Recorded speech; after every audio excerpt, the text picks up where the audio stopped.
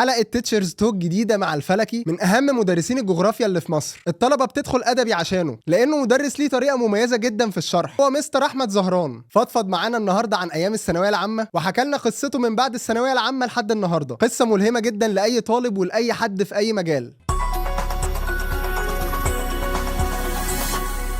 منورني مستر احمد زهران، اخبارك يا مستر؟ الحمد لله والله كله زي الفل. الحمد لله نحمد ربنا. الحمد لله ربنا يخليك يا مستر، احنا الشرف لينا والله. ربنا يخليك. الله يكرمك. عايزين نبدا بقى كده من البدايه خالص. وانت صغير ايه الحلم اللي انت كنت بتفكر تحلمه بقى خلاص اما اكبر عاوز ابقى كذا، او اما حد يسالك كبير مثلا يقول لك عايز تطلع ايه؟ بص هو انا يعني كل مرحله في حياتي كان ليها حلم. يعني هو يعني مثلا لما كنت انا في ابتدائي كان ليا حلم كده، وبعد كده لما في اعدادي بقى ليا حلم، وفي ثانوي بقى حلم مختلف، ولما دخلت حتى بعد الثانويه العامه دخلت حاجه ده احب اعرف بقى لان اول حد ضيف يقول لي ان هو كان بيحلم من ابتدائي. الاحلام متغيره دايما يعني انا يعني من ابتدائي مثلا كان يعني نفسي، انا بحب والدي جدا جدا، فانا كان نفسي اطلع زيه. هو ابويا شغال عنده محل كده بيصلح فيه تلفزيونات، فانا كان نفسي اطلع بعرف اصلح تلفزيونات زيه. حلو ماشي. ده كان في ابتدائي واعدادي. حلو. يعني كنت بتنزل معاه؟ بيه جدا، كنت بنزل معاه وبشتغل معاه وبروح اجيب له قطع غيار من مكان بعيد جدا، وكان هو حتى بيخاف عليا يقول لي ما تروحش، وانا كنت لا انا لازم اروح، لازم اثبت له ان انا جامد وبتاع. فلحد اعدادي دخلت ثانوي، انت عارف بقى بيحصل تغيرات في الفكر طبعا. مع التقدم. فانا غيرت افكاري شويه، كان نفسي اخش هندسه بحيث ان انا برضو اصلح تلفزيونات، بس خش في الجزء التقني ده بقى. اللي هو بقى ان انا مثلا في شاشات دلوقتي جديده اللي هي شاشات اللي هي الرفيعه دي LCD والحاجات دي كلها، فانا كنت بفكر فيها. دخلت علم رياضه. كنت في تانية ثانوي علم رياضه، وبعد كده كان السنتين انا كنت نظام سنتين. مظبوط. في تانية ثانوي كنت علم رياضه، ولما دخلت علم رياضه كنت بذاكر كويس جدا. يعني انا عايز اقول لك ان انا والله كنت بذاكر 12 ساعه حرفيا ما شاء الله. يعني والدي ربنا يديله الصحه كان يقعد يقول لي كفايه كده، كفايه مذاكره، خش نام، من كتر ما انا طب نوجه بقى حاجه للطلبه كده، يعني بص 12 يعني ساعه يعني يا ريت يا جماعه تذاكروا بقى يعني. والله كنت بذاكر 12 ساعه. ما شاء الله. ما فيش حاجه بتيجي بسهوله يعني طبعا. اللي احنا فيه ده الحمد لله اللهم لك الحمد، بس احنا تعبنا، ما يعني مش الموضوع ما جاش سهل. فكنت بذاكر 12 ساعه بس الحمد لله. يعني لما خلصت ودخلت الامتحانات، على الرغم ان انا حليت كويس ومراجع مع مدرسين كتير جدا، يعني راجعت الامتحان، يعني انت بتخلص الامتحان بتروح تراجع، صح. فراجعت مع مدرسين الكيمياء والرياضه، لسه فاكر اساميهم حتى. يعني انا لسه لحد دلوقتي لسه فاكرهم، كانوا عندنا في شبرا خيمه. فلما رحت راجعت معاهم، مدرس الرياضه قال لي هتنقص درجه، مدرس الكيمياء قال لي هتنقص درجتين. حلو. رحت اجيب النتيجه لقيت في الكيمياء ناقص 10 درجات. لا اله الا الله، ده بتاع 3%. ما خلي بالك كان وقتها المجموع من 205. فالدرجتين ب1%. 5%. فانا جبت كام بقى؟ جبت 83%. دول ما يدخلونيش هندسه. بس كان 83% لسه تالتة بقى. لسه هخش تالتة، بس انا حتى تالتة كانت تخصص. حتى لو كنت جبت 100% مستحيل. استحق كنت اجيب 90% 91%، مش هلحق هندسه اللي هي كانت من 95. فكده مش هلحق. فربنا اختار لي ان انا اخش ادبي، فدخلت ادبي عادي. دخلت ادبي وذاكرت والله نص المجهود اللي ذاكرت بيه في علمي، يمكن ربعه كمان. جبت 97%. ما شاء الله. فجبت 97 في ثالثه و83 فين؟ في تانية. فهم بيتجمعوا ويتقسموا على 2، فجبت 90% ودخلت كليه التربيه. بس انا ولسه مفيش اي حاجه عن الجغرافيا ولا ليها اي علاقه نهائي. يعني عايز اقول لحضرتك والله بجد انا ما كنتش متخيل ان انا في يوم من الايام هبقى مدرس اصلا اساسا. يعني دي ما كانش في الخطط. يعني انا ماشي بخطط معينه، بس هي دي ربنا اختار لي كده، وده طبعا. ده الصح لي الحمد لله يعني طبعا. الحمد لله. فدخلنا بعد كده بقى خلاص تربيه. دخلت كليه تربيه جامعه عين شمس. اول ما دخلت الكليه اول يوم خالص، انا ده اليوم اللي انا يعني كرهت فيه الحياه. كليه تربيه جامعه عين شمس، اللي في الكليه عارفين الكليه عامله زي المدرسه. يعني انا كنت دايما اقعد اتفرج على الافلام وجامعه بقى وسلم وقبه واقعد اقول يا لهوي ده انا هقف بقى والله العظيم اقسم بالله. رحت الحياه فعلا الواقع مش كده. الواقع مش كده. انا دخلت لقيت ديسكات غريبه وحاجات منتهيه واماكن بناخد فيها المحاضرات غريبه جدا. الكليه ما كانش فيها ملعب، ما كانش فيها مكان نقعد فيه. كان عباره عن 3 مباني بس. يعني كليه تربيه جامعه عين شمس 3 مباني، في مبنى اسمه مبنى انجليزي كبير جدا مهتمين بالانجليزي بس. في شارع اسمه شارع انجليزي اللي هم مسمينه شارع الحب، انا فاكر بالظبط كل حاجه في الكليه. وفي مبنى رياضه ومبنى كيمياء ومبنى مش عارف ايه كده، واحنا كنا يعني متمرمطين. انا اصلا دفعتي كلها كنا 58 واحد اصلا.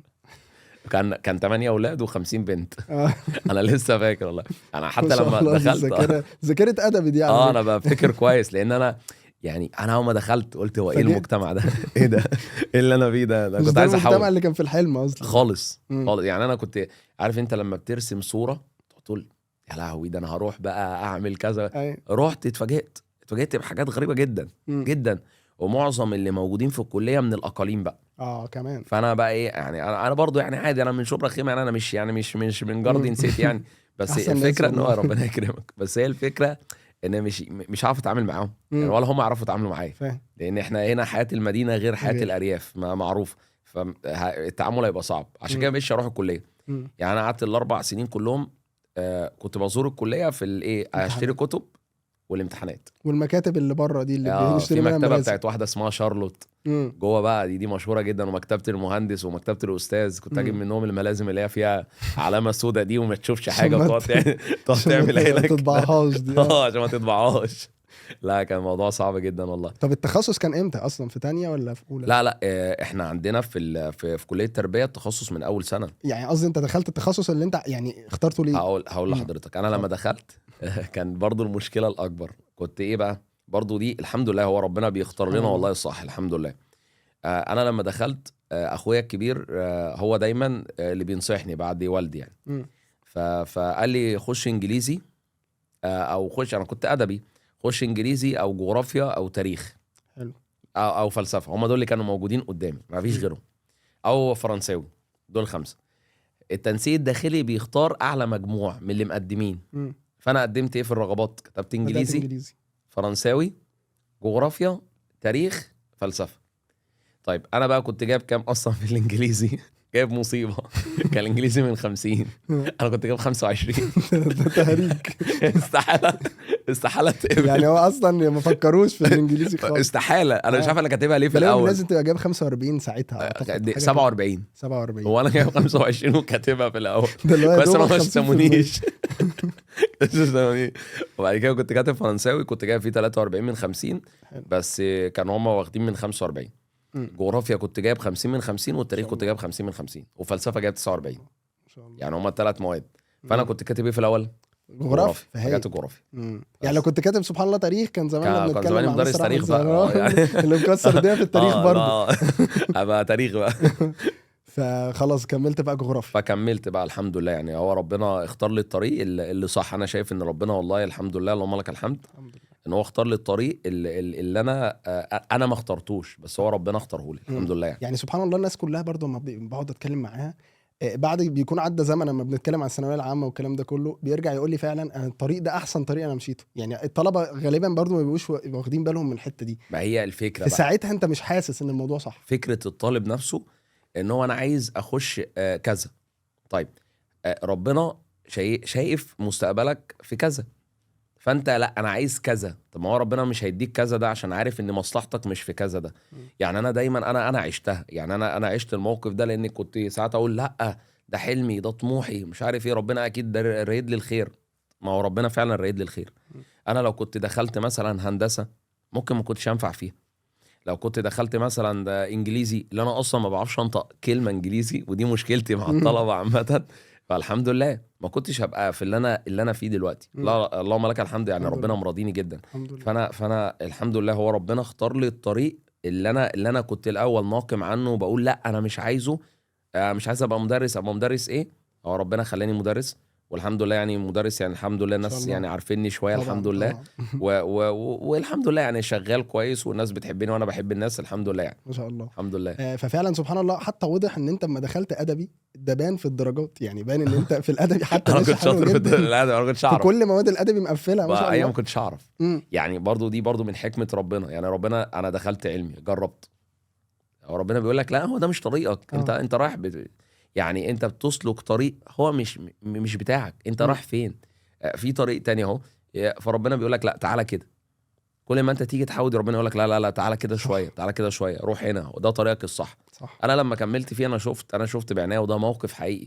يعني مش حد حكى لي فانا اقول له لا والله لا انا عشت كده. مم. انا حتى لما باجي اكلم الطلبه دايما بقول لهم والله انا كنت كده، مم. واقعد احكي لهم قصتي، اقول لهم انا كنت علمي وحولت ودخلت كليه وما كنتش راضي، بس ده طريق اللي ربنا اختاره لي. شوف مم. دلوقتي الناس كلها الحمد لله اللهم لك الحمد اللهم بارك. بيحبوني وانا بحبهم جدا الحمد لله. ما شاء الله. يعني كفايه ان انت تمشي في الشارع الناس تسلم عليك، مم. كفايه تقعد في اي كنت مكان جاي الناس انا تيجي تسلم للحته دي عليك. انا اقول لك خلي عليها. بالك انا يعني الناس الحمد لله الحمد يعني لله. يعني حتى اولياء الامور انا عايز اقول لك ان في اولياء امور بتيجي ما تصور والله معايا كان يعني. في سؤال انت كده حرقتهولي. يعني قصدي ما شاء الله انت يعني مش زي المدرسين التانيين اللي هو ماده علميه بس، لا هو بسم الله ما شاء الله يعني ترندات وحاجات بتطلع من وتلقائيه مش ملعوب فيها خالص او انت عاوز والله تتكلم خالص. عنها. هو بسم الله ما شاء الله الموضوع فعلا الناس كلها بتحبك ربنا لان في يكرمك. بشاشه كده ربنا وفي يكرمك. قبول. والله ده الله كلام يخليك حقيقي الله يديك يعني، الصحه. وكل الناس بتتكلم عن الموضوع ده. انا خلي بالك انا في الحته دي اصلا انا لما بتعامل مع الطالب بامانه مم. انا عفوي جدا. مم. يعني انا ممكن ما اعملش فلتر لاي حاجه. اه مفيش انا بتكلم زي ما بتكلم معاك دلوقتي كده. انا بتكلم في الشارع كده، بتكلم مع الطلبه كده أيوة. يعني يعني في ناس تعرف انا اسف تفصل، بتعمل فصل كده ما بين الحياه وما بين او هقول لك على حاجه برضو. يعني انا شفتها، الانسان لما بيبقى معاه فلوس ساعات بتغير الغرور سنة. بيجيله. مم. الغرور خلي بالك يعني اسوأ صفه في الانسان ان هو يتغر. مم. ده يتغر ربنا ساعات بسبب ايه؟ بيبعد الفلوس او الشهرة عن حد عشان ما عشان دي يبقاش كارثه. كده. ده فعلا. الغرور ده يعني اكتر عدو للبني ادم، وعدو عدو ليك انت هو غرورك. مم. يعني مثلا انا بقيت اشوف ناس لا هو يقعد يفخمها ومش عارف ايه، ما انا مم. معايا فلوس. طب وايه يعني معاك فلوس؟ مم. ربنا هو اللي اداها لك، ممكن بالظبط. ياخدها منك في لحظه. في لحظه. فاهم يعني هي الفكره كده.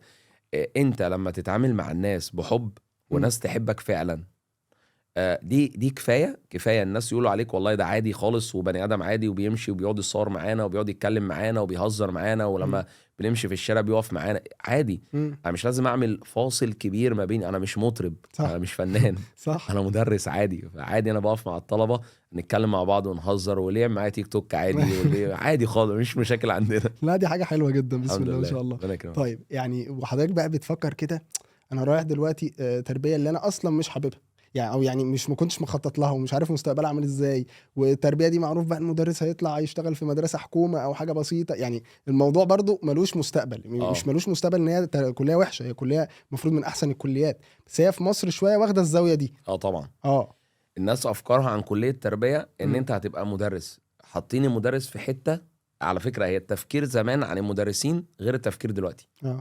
يعني مثلا ايه، بص انا هكلمك بصراحه والله اللي طبعا انا شايفه. طبعا. زمان كان يقول لك مدرس، يعني انا كان عندي صحاب معايا في المدرسه زمان في الثانويه العامه، لما انا دخلت كليه التربيه كانوا بيتريقوا عليا. ما انا ده على فكره كل حد دخل تربيه بيقول لك ايه مدرس ها انا عايز اقول لك انا مسلف نصهم دلوقتي. يعني يعني انا مش عايز سبحان افضحه، الله. انا مش هقول اسمك بس عشان انا عايز اقول لك الله يجي يقول لك ايه، اصل انت هتبقى مدرس وهتبقى في مدرسه ومش هتلاقي تاكل وبتاع. مم. طيب ماشي انا معاك وزي الفل. طيب في كام مدرس بيطلع كل سنه؟ كتير. تمام. في اللي بيشتغل على نفسه وربنا بيراضيه وبيكرمه، وفي اللي ما بيشتغلش. مم. يعني هي الدنيا كده يا جماعه. يعني هو انت بتتعب وبتجتهد فربنا شايفك، فربنا بيديك على قد اللي انت عمال تعمله ده. صح. في ناس تانية مكبره مخها، مم. فيعني في كده احضر وفي كده الحصص وهدي الحاجات وخلص. وهروح. ده كان زمان الفكر بتاع مم. الايه، بتاع الناس رؤيتها للمدرس. شغل في مدرسه حكومه هتاخد كام؟ مم. هتمرمط نفسك هتاخد كام؟ كان زمان. صح. بعد ما بقى في سوشيال ميديا الموضوع اتغير. مم. بقوا شايفين ان مدرس في شهرة الفنان، معرفش شاء مين الله. اللي ربط دي بدي. مم. فهتلاقي مثلا انا اسف يعني واحد ولا خريج كلية تربية ولا خريج كلية آداب ولا يعرف اي حاجة عن اي حاجة في الحياة، ولسه مثلا في اولى جامعة. انا بشوف حاجات على التيك توك يقول لك انا مدرس. طب انت بقيت مدرس ازاي؟ انا شفت، انا لسه عارف صغير ناس. جدا.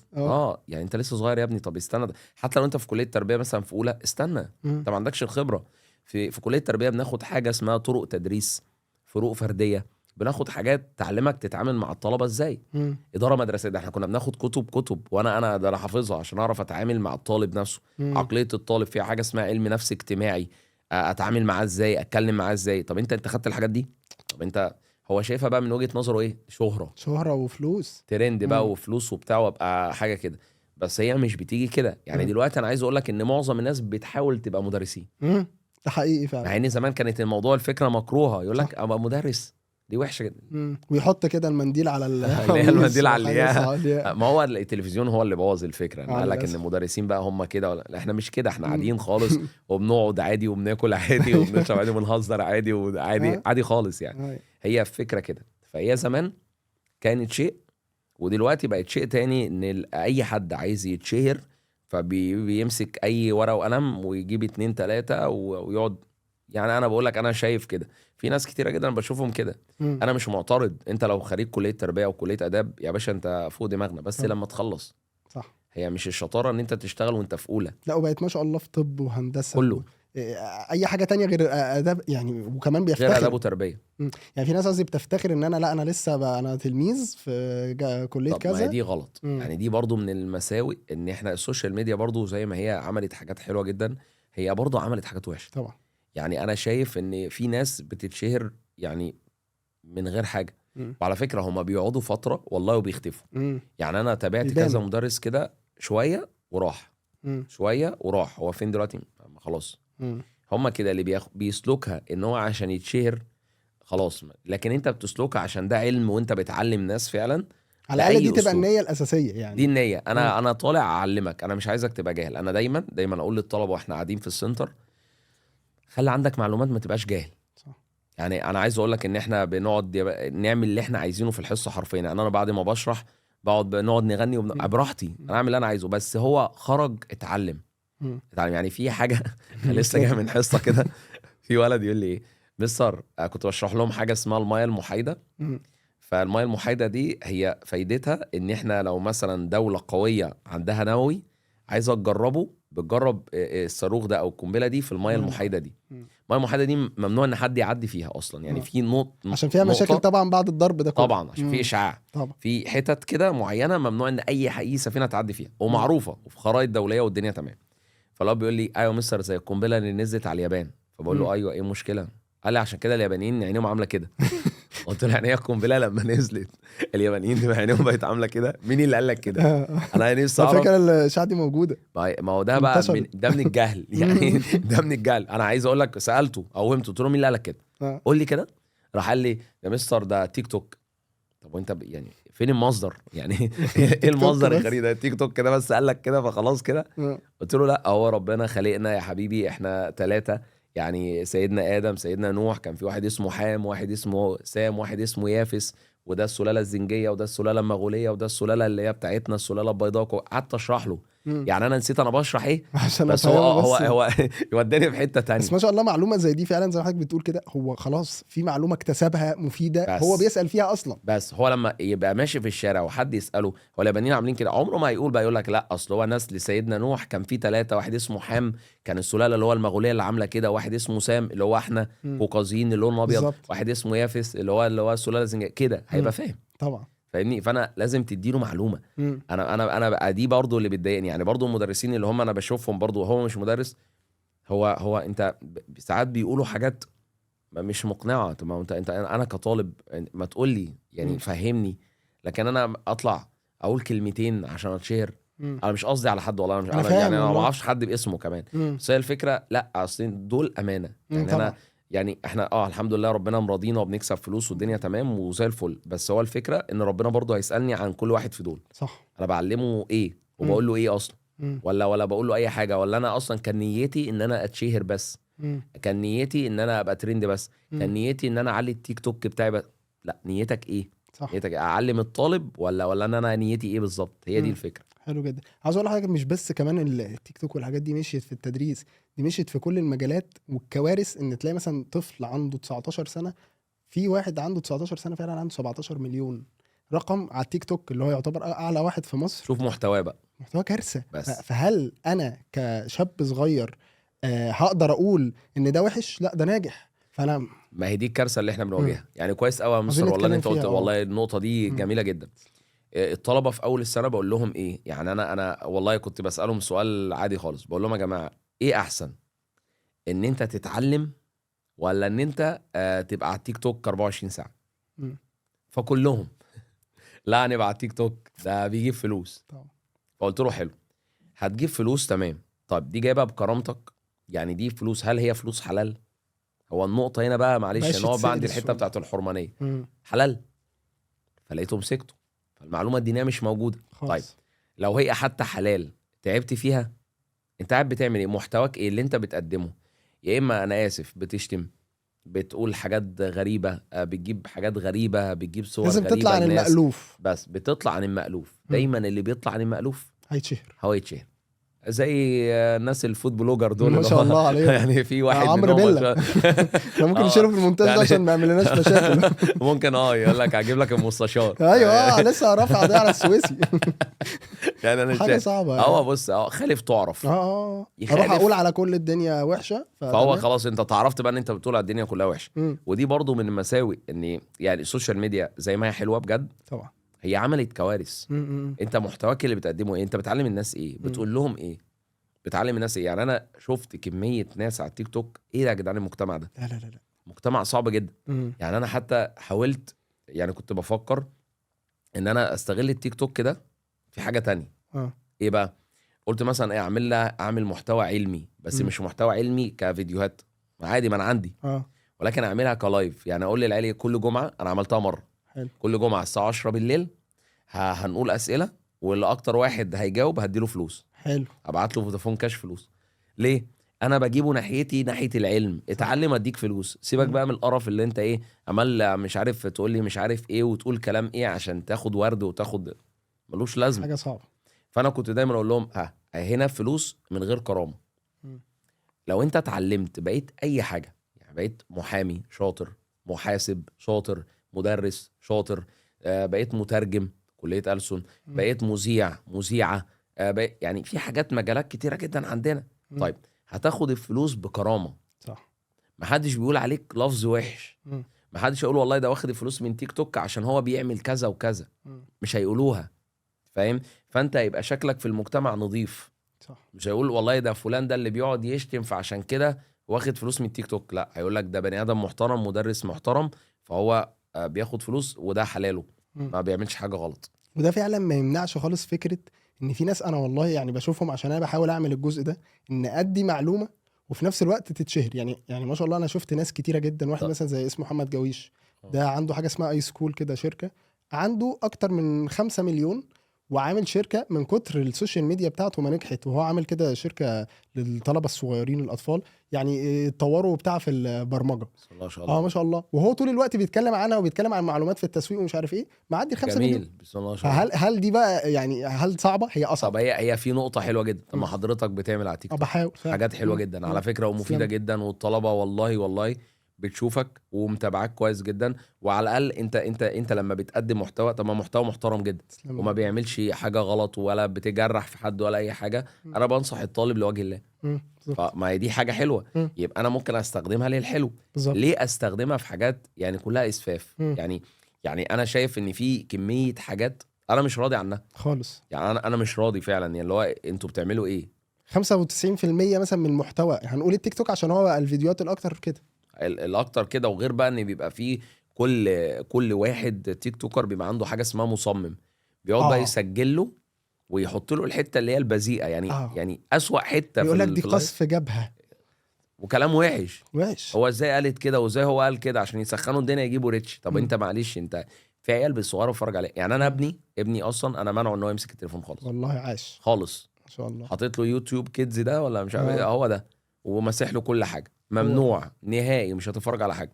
وهو حتى لحد ما يكبر مش هديله حاجه برضه، لان هو وانت وهو صغير كده هو بيشوف، هو شايف ايه، صح، اتربى على ايه، هو يخش له الداتا ايه. الداتا كلها كده ولا فعلا فيها الحمد حدود؟ لله. انا عايز اقول لك والله انا ابني الحمد لله بسم الله ما شاء الله عبد الرحمن ده، يعني هو لما يعني مثلا كل يوم بيحفظ ايتين وبيجي يسمعهم لي بالليل ما شاء الله. لما بيجي يسمع لي بحط له فلوس في الحصاله.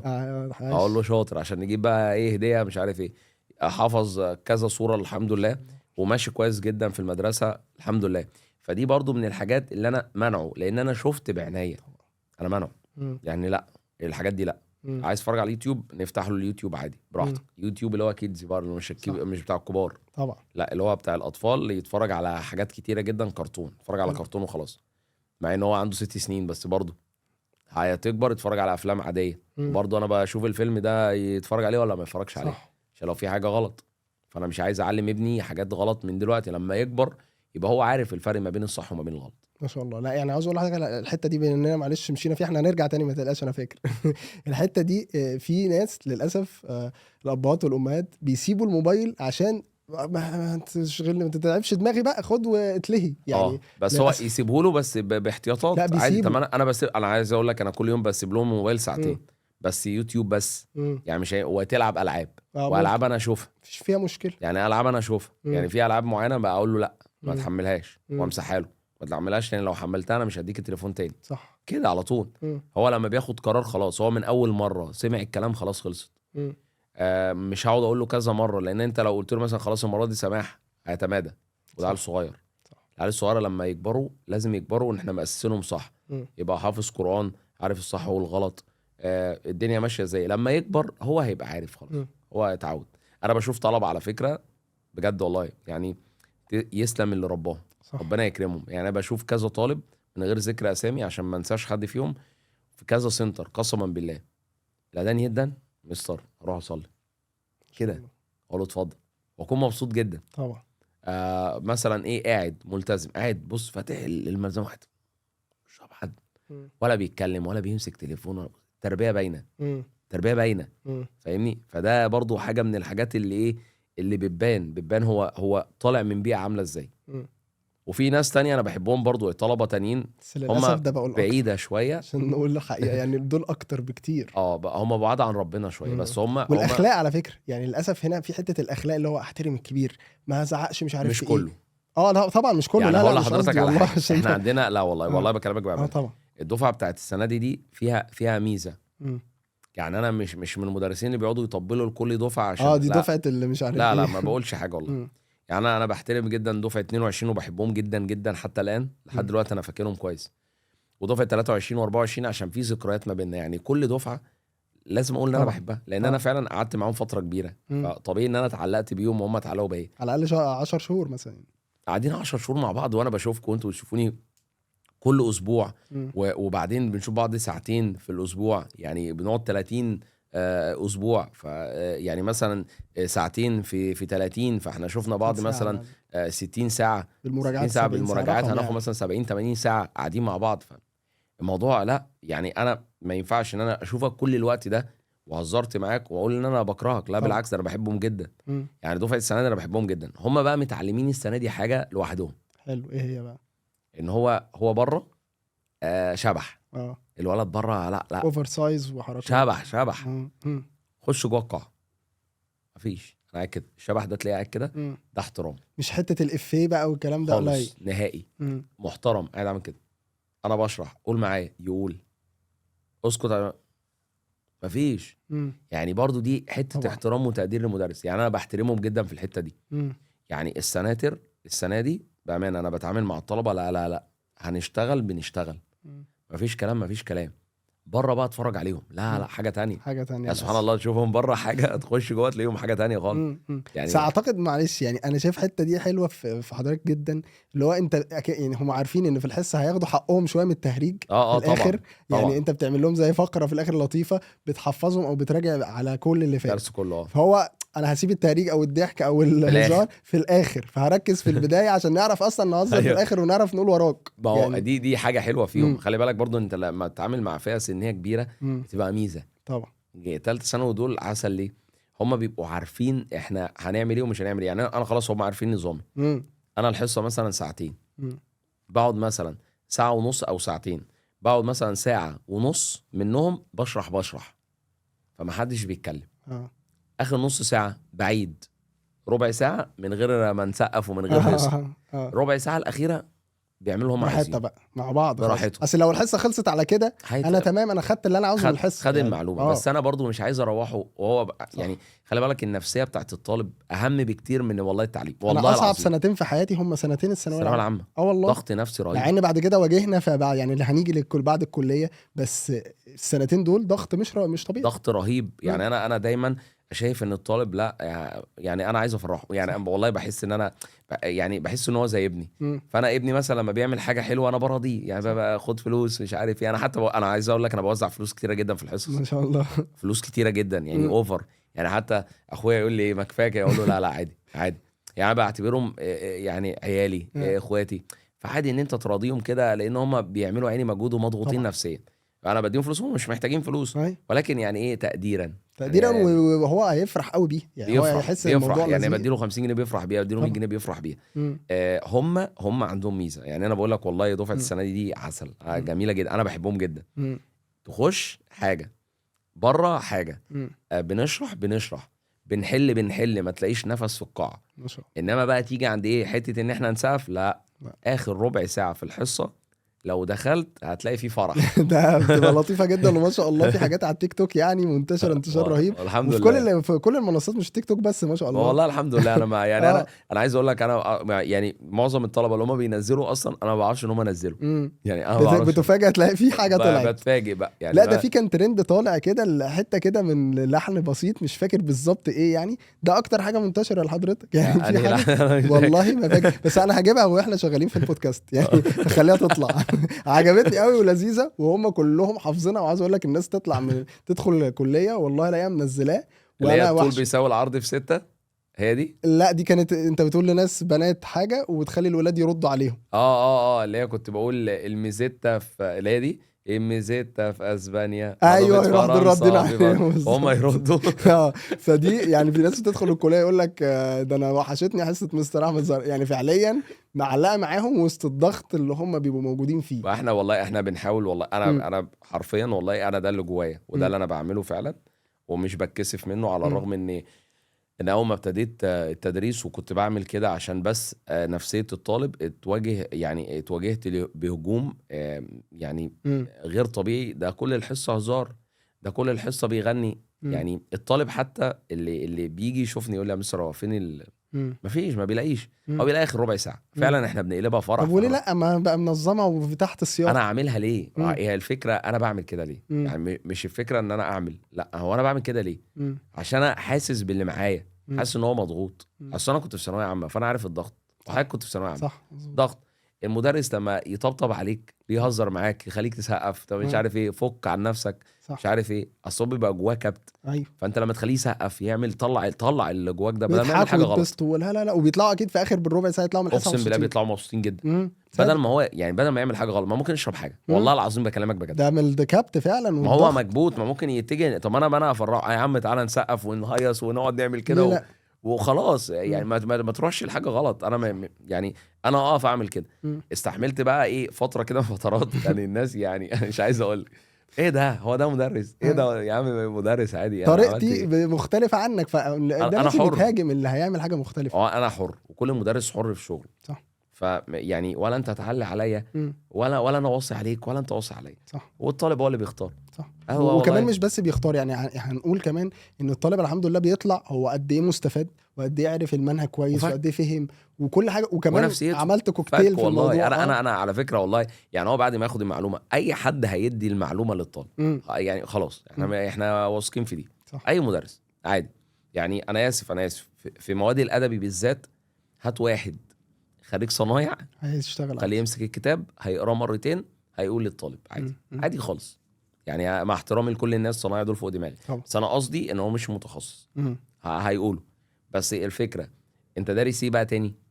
الطالب ده نفسيته عامله ازاي؟ انت يعني هل انت مثلا هتقول له كلمتين ويلا روح، وتقعد تشد عليه طول النهار وطول الليل؟ طب بتضغطه؟ يعني انت بتضغطه، يعني هو اصلا مضغوط، بتضغطه، طب ما هينفجر، مش ناقص هو يعني. هيسيب كل حاجه. خلاص هو مش هيحضر حاجه، هيسيب نفسه، هيسقط، يبقى انت السبب. طب ليه اعمل فيه كده؟ يعني انا لو اعتبرته ابني، انا مش هينفع خالص اعمل في ابني كده. صح. يعني انا بقول لك ابني لو حاسس ان هو مضغوط، لا انا هفرفشه، تعالى نخرج، تعالى مش عارف ايه، تعالى نهزر، تعالى نلعب بلاي ستيشن، اي حاجه. مش هقعد اضغطه. صح. بس صح 100%. وللاسف في اهالي بتعمل برضو الحته دي، يعني معلش نتكلم عنها. في ناس مش بس كده بتخلي يعني الطلبه، في طلبه كان زمان نسمع انها يعني حاجات انتحرت، يعني الموضوع كبير. بيوصلوهم لضغط اللي هو انا شايفك هندسه. فمعلش ناخد الحته دي وهنرجع تاني. بس الحته دي انت حضرتك شايفها ازاي؟ يعني انت قلت لي ان انت كنت خلاص مقرر هندسه، ولقيت الموضوع راح في حته تانية. ازاي الطالب يتعامل مع الحته دي من دلوقتي عشان ما يتضغطش، يخش كده الامتحان وهو رايق ومش متوتر؟ ايه اللي ممكن يعمله ويخلي نفسيته عامله ازاي مع ربنا برضو عشان توصله للحته دي؟ هو انا هقول لك اللي انا عملته. يعني انا مم. وقتها انا كنت يعني الحمد لله ما كنتش بسيب صلاة ما خالص. شاء الله. الحمد لله، يعني الحمد لله كنت ما شاء الله. ملتزم جدا جدا دينيا. يعني كنت بقرا قرآن كل يوم الحمد لله. يعني حتى لما خدت الخبر ده ما اتضايقتش. مم. خلاص، هو ربنا اختار لي كده. هو ربنا دايما بيختار للانسان الاصلح والله. مم. فانا كنت مؤمن بربنا جدا. فما يعني لما لقيت ان هي خلاص الهندسه ما جاتليش ما زعلتش. مم. هو اي نعم، انا في يوم عيطت فيه جامد لان مم. انا حسيت ان انا اتظلمت، مم. ان انا ما جبتش كنت الدرجات بتقولي رجعت رجعت كله. يعني المفروض ان انا كنت اقل حاجه اجيب 92 91. ايه 83 دي؟ بس انا فأنا شايف معلش النظام الجديد فرق في الحته دي، فرق جامد، فرق جامد لان فعلا. انت كله اختيارات وبعدين فسهل في اصلا تصحيح تعرف الكتروني، الكتروني. فسهل انت تعرف كل حاجه. مم. غير ما احنا كنا كله مقالي مقالي، فمين بما هيقرا تفسر كم الاعداد محدش دي؟ هيقرا. فكانوا ادي كده ادي واي حاجه صح. وخلاص. فانا الحمد لله تخطيت الموضوع بالرضا. مم. ارضى، هو ربنا قاسم لك ده فخلاص. يعني انا حتى الطالب لما اخر حصه لينا في السنه دايما اقول له ايه، انت عملت اللي عليك، دخلت والله ربنا كرمك، انت كده كده ان شاء الله هتجيب مجموع يعني كويس، اللي ربنا هيديهولك ارضى بيه. طيب انت كان نفسك تخش كذا، مم. ما جاتش ولا تزعل، مم. عادي. مين في مصر خطط كان ومشيت الخطه. مشيت الخطه؟ مم. قول لي مين، يعني هات لي شخص معروف او غير معروف. صعب جدا، انا ما بس قابلتش يمكن حد ولا انا كده. عمري مم. ولا انا عمري مم. هات لي شخص. انت حضرتك بتعمل يعني بسم الله ما شاء الله مقابلات مع مدرسين كتير جدا. هات لي مدرس واحد كان هو اصلا مخطط يطلع مدرس، مش هتلاقي. فعلا لا والله. مش هتلاقي، مم. لان هو خلاص هو مفيش حد في مصر كده. مم. طب فانت الوحيد اللي هتبقى كده، مستحيل. عادي. انت دلوقتي ربنا مش قاسم لك دي، هيبقى قاسم لك حاجه تانية ودي الاحسن ليك وخلاص. بالظبط. بس خير. طيب بعد خلاص خلصنا تربيه، ايه بقى اللي حصل في دي رحله تانية يعني. ده حوار ده رحلة احنا تانية. نقعد بقى احنا نتكلم. قاعدين مفيش وقت معين. اول ما اتخرجت مم. اشتغلت. يعني دي كانت مشكله كبيره عندي. رحت موضوع الجيش لما خلص ابتديت ان انا ادور على شغل. ما كانت دخلتش المدارس، انا خدت تأجيل. مم. المهم رحت الشغل. قدمت في 73 مدرسة اهو نسمع بقى يا شباب، في عشان الصغير القاهرة. يسمع، عشان بس يفتكر ان هو هيطلع. ده كمان في القاهرة. ناس فاكره ان هي هطلع دكتور فانا هشتغل بكره. لا خالص. قدمت 73 مدرسة بالظبط. انا على فكرة انا معايا الاسامي بتاعت المدارس، لان كان في 2010 انا اتخرجت 2011. انا اتخرجت 2011. مم. لما اتخرجت في 2011 اتخرجت في الثورة. مم. ودي كانت قصة وحشة ده جدا حاجه يعني. صعبه. كنت بخش على النت لان احنا ما كانش عندنا في البيت نت، مم. ولا انا كان معايا موبايل اللي هو الموبايلات لا الجديدة لا دي. لسه. فانا كنت بروح سايبر مم. واكتب عناوين مدارس القاهره والجيزه، مم. ومش بطبعها، بيبقى معايا ورق كده بقعد انقل. تكتب فيها. الدنيا كانت بايظه خالص. فكنت اخد وبدور الورق في ده. وقت يعني يا عيني كانت ما هو الدنيا انا ضربه خالص. هعمل ايه؟ يعني طبعا مفيش حل تاني. اعمل ايه؟ فالمهم قدمت في 73 مدرسه مم. في القاهره. كنت بتروح في الجيزة. بالسي في او الشهاده ولا حاجه؟ السي في انا مم. كنت عامل سي في بس ما مم. عنديش خبره، مم. لسه متخرج. مم. فالسي في ان انا مدرس وجايب ايه في الكليه والكلام ده كله، كنت كاتب كل حاجه. كنا جايبين ايه بقى في الكليه؟ انا كنت اول سنه جايب امتياز وطالع ما شاء الله. التالت على الدفعه. ما شاء الله. ده معنى ده كمان انت بتقول لي انا ما كنتش بذاكر، لا انا يعني قصدي ما كنتش بروح. ما كنتش بروح اه بس كنت بذاكر، بس ما شاء الله لان انا يعني. كنت بذاكر في الشغل، لان انا كنت شغال كمان في الكليه. كنت شغال فرد امن في مول اسمه الحريه مول في الكوربه. انا عارفه جدا اه انا عشان ده مصر انا الجديد. كنت شغال فيه. انا قعدت فيه 4 سنين، ال4 سنين بتوع الكليه. والله والله كنت بشتغل ما شاء من الله. هقول لك من 4 ل 12 بالليل. من 4 ل 12 يعني بخلص مم. الكليه من 4 ل 12 اروح المول واروح انام تاني يوم وكده. يا اما اروح الكليه يا اما ما اروحش واخد ايه 2 مع بعض، يعني مم. اخد اسمها شيفتين. اه يعني اخد فتخليها 8 كمان و8 16 ساعه عشان اخد الفلوس اكتر، لان مم. كان المرتب 350 جنيه. لا لا لا. فكنت عايز اوصل ل 600 بقى، ايوه اللي هو لو كده. جامد بقى.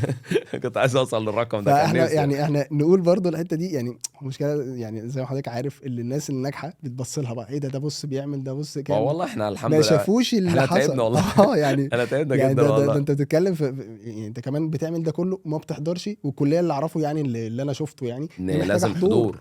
اللي هو انت بتعمل انا حاجه في غير مادتين كنت منطقيه. اسقط فيهم عشان ما كنتش بحضر. امم يعني بس انا اترجيت الدكتور لان انا يعني بص احنا مستوانا ضعيف جدا. امم يعني ما الفلوس ما. اه فابويا كتر خيره ان هو وداني طبعا. لحد ثانويه عامه، يعني طبعا. كتر خيره يعني. مم.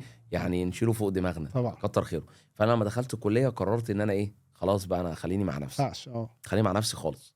فانا كنت انا اللي بشتري الكتب بتاعه الكليه. كان في مشكله في الكتب بتاعه الجامعه ان في حاجه اسمها شيت ورا كده لازم تديه للدكتور عشان الدكتور يعرف ان انت اشتريت الكتاب فينجحك. ده لازم حتى يعني في الكليه فيها والله والله حوارات. العظيم كانت بتحصل. ففي 2 دكاتره من غير ذكر اساميهم لان انا حافظهم لحد دلوقتي. انت ما شاء الله حافظ 73 مدرسه حافظهم. اصلا، فدي هو حاجه انا ممكن قوية. اقولهم لك ما شاء ده. الله. انا معايا الورق بتاعهم، انا معايا كل حاجه قديمه. الكارنيه اللي انا كنت بحطه هنا في الامن بتاع المول ده لسه حاجه معايا. حلوه قوي على فكره، انا يعني ما شاء بحتفظ الله. بذكرياتي. انا بحب انا دايما كده. القميص بتاع الامن بالكتافات بالجرافطه لسه معايا. لسه لحد دلوقتي شايلهم عندي في البيت. والله. انا بحب الحاجات دي ما جدا، شاء الله. بحبها جدا. يعني انا طبعا. بحب الحاجات دي. فالمهم احنا كنا واقفين لحد فين عشان انا تهت. هقول لك انا احنا كنت يعني كنت لما الشتين الاثنين دكاتره اللي كانوا عاملين الاثنين الدكاتره دول معلش عشان انا لا بس لا ولا عشان يهمك. أصل انت دخلت في القصه حلوه على الذكريات. فكره، انا القصه بحب حلوه، انا الذكريات دي معاك. جدا. المهم الاثنين الدكاتره دول هم اللي ما كانوش يعني جايين معايا سكه خالص. كنت هشيل. انا كنت هشيل بس انا اترجيته. يعني قلت له والله انا اللي بصرف على نفسي ومعيش فلوس اشتري الكتاب كان وقتها ب 40 جنيه. انا كان مرتبي 350 جنيه في الشهر. فانا لو اشتريت كتب مع ملازم مع مواصلات مع منين؟ اكل هصرف منين؟ اقول لك على حاجه، والله يعني انا اول مره اقول الحكايه دي بس هقولها. حصري الحمد لله عندك. والله اول مره اقولها. اتفضل. في يوم كنت شغال في المول ما كانش معايا ولا جنيه وحياة ربي. في حد كان قاعد في كافيه كان جايب بيتزا. انا كنت هموت واكل. بص يعني انا اخر حاجه كنت اكلتها كانت الساعه 8 الصبح، وكان الشيفت بتاعي كان الساعه 8 يعني لحد الساعه 12 بالليل، وكانت الساعه 8. فانا واقع مش قادر حرفيا. قعدت اشرب في ميه ان شاء الله فاضل 4 ساعات واروح اكل. تمام. ما كانش معايا ولا جنيه.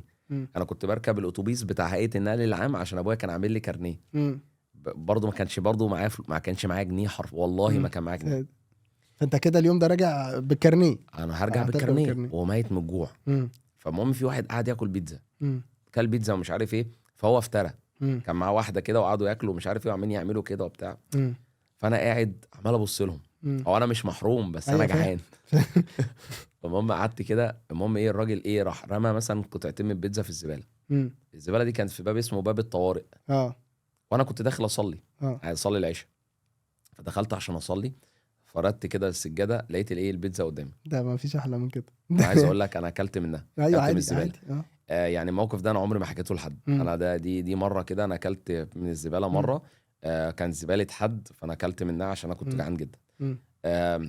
ده من الحاجات برضو اللي هي يعني انا عمري ما انساها. وبعدين دي مش حاجه يعني فعليا مش حاجه دي خالص. انت عامل جداً. كل اللي عليك. لا انت عامل كل اللي عليك وبتسعى وانا اتضايقت وبتصلي. وقتها ليه بقى؟ الانسان طبعا هيتضايق ساعتها. الانسان طبعا برضو خلي بالك نفسيته من جوه طبعاً. مش احسن حاجه وحساسه جدا يعني. اللي هو انا باكل من الزباله. ازاي اعمل كده؟ انا قعدت متضايق جدا.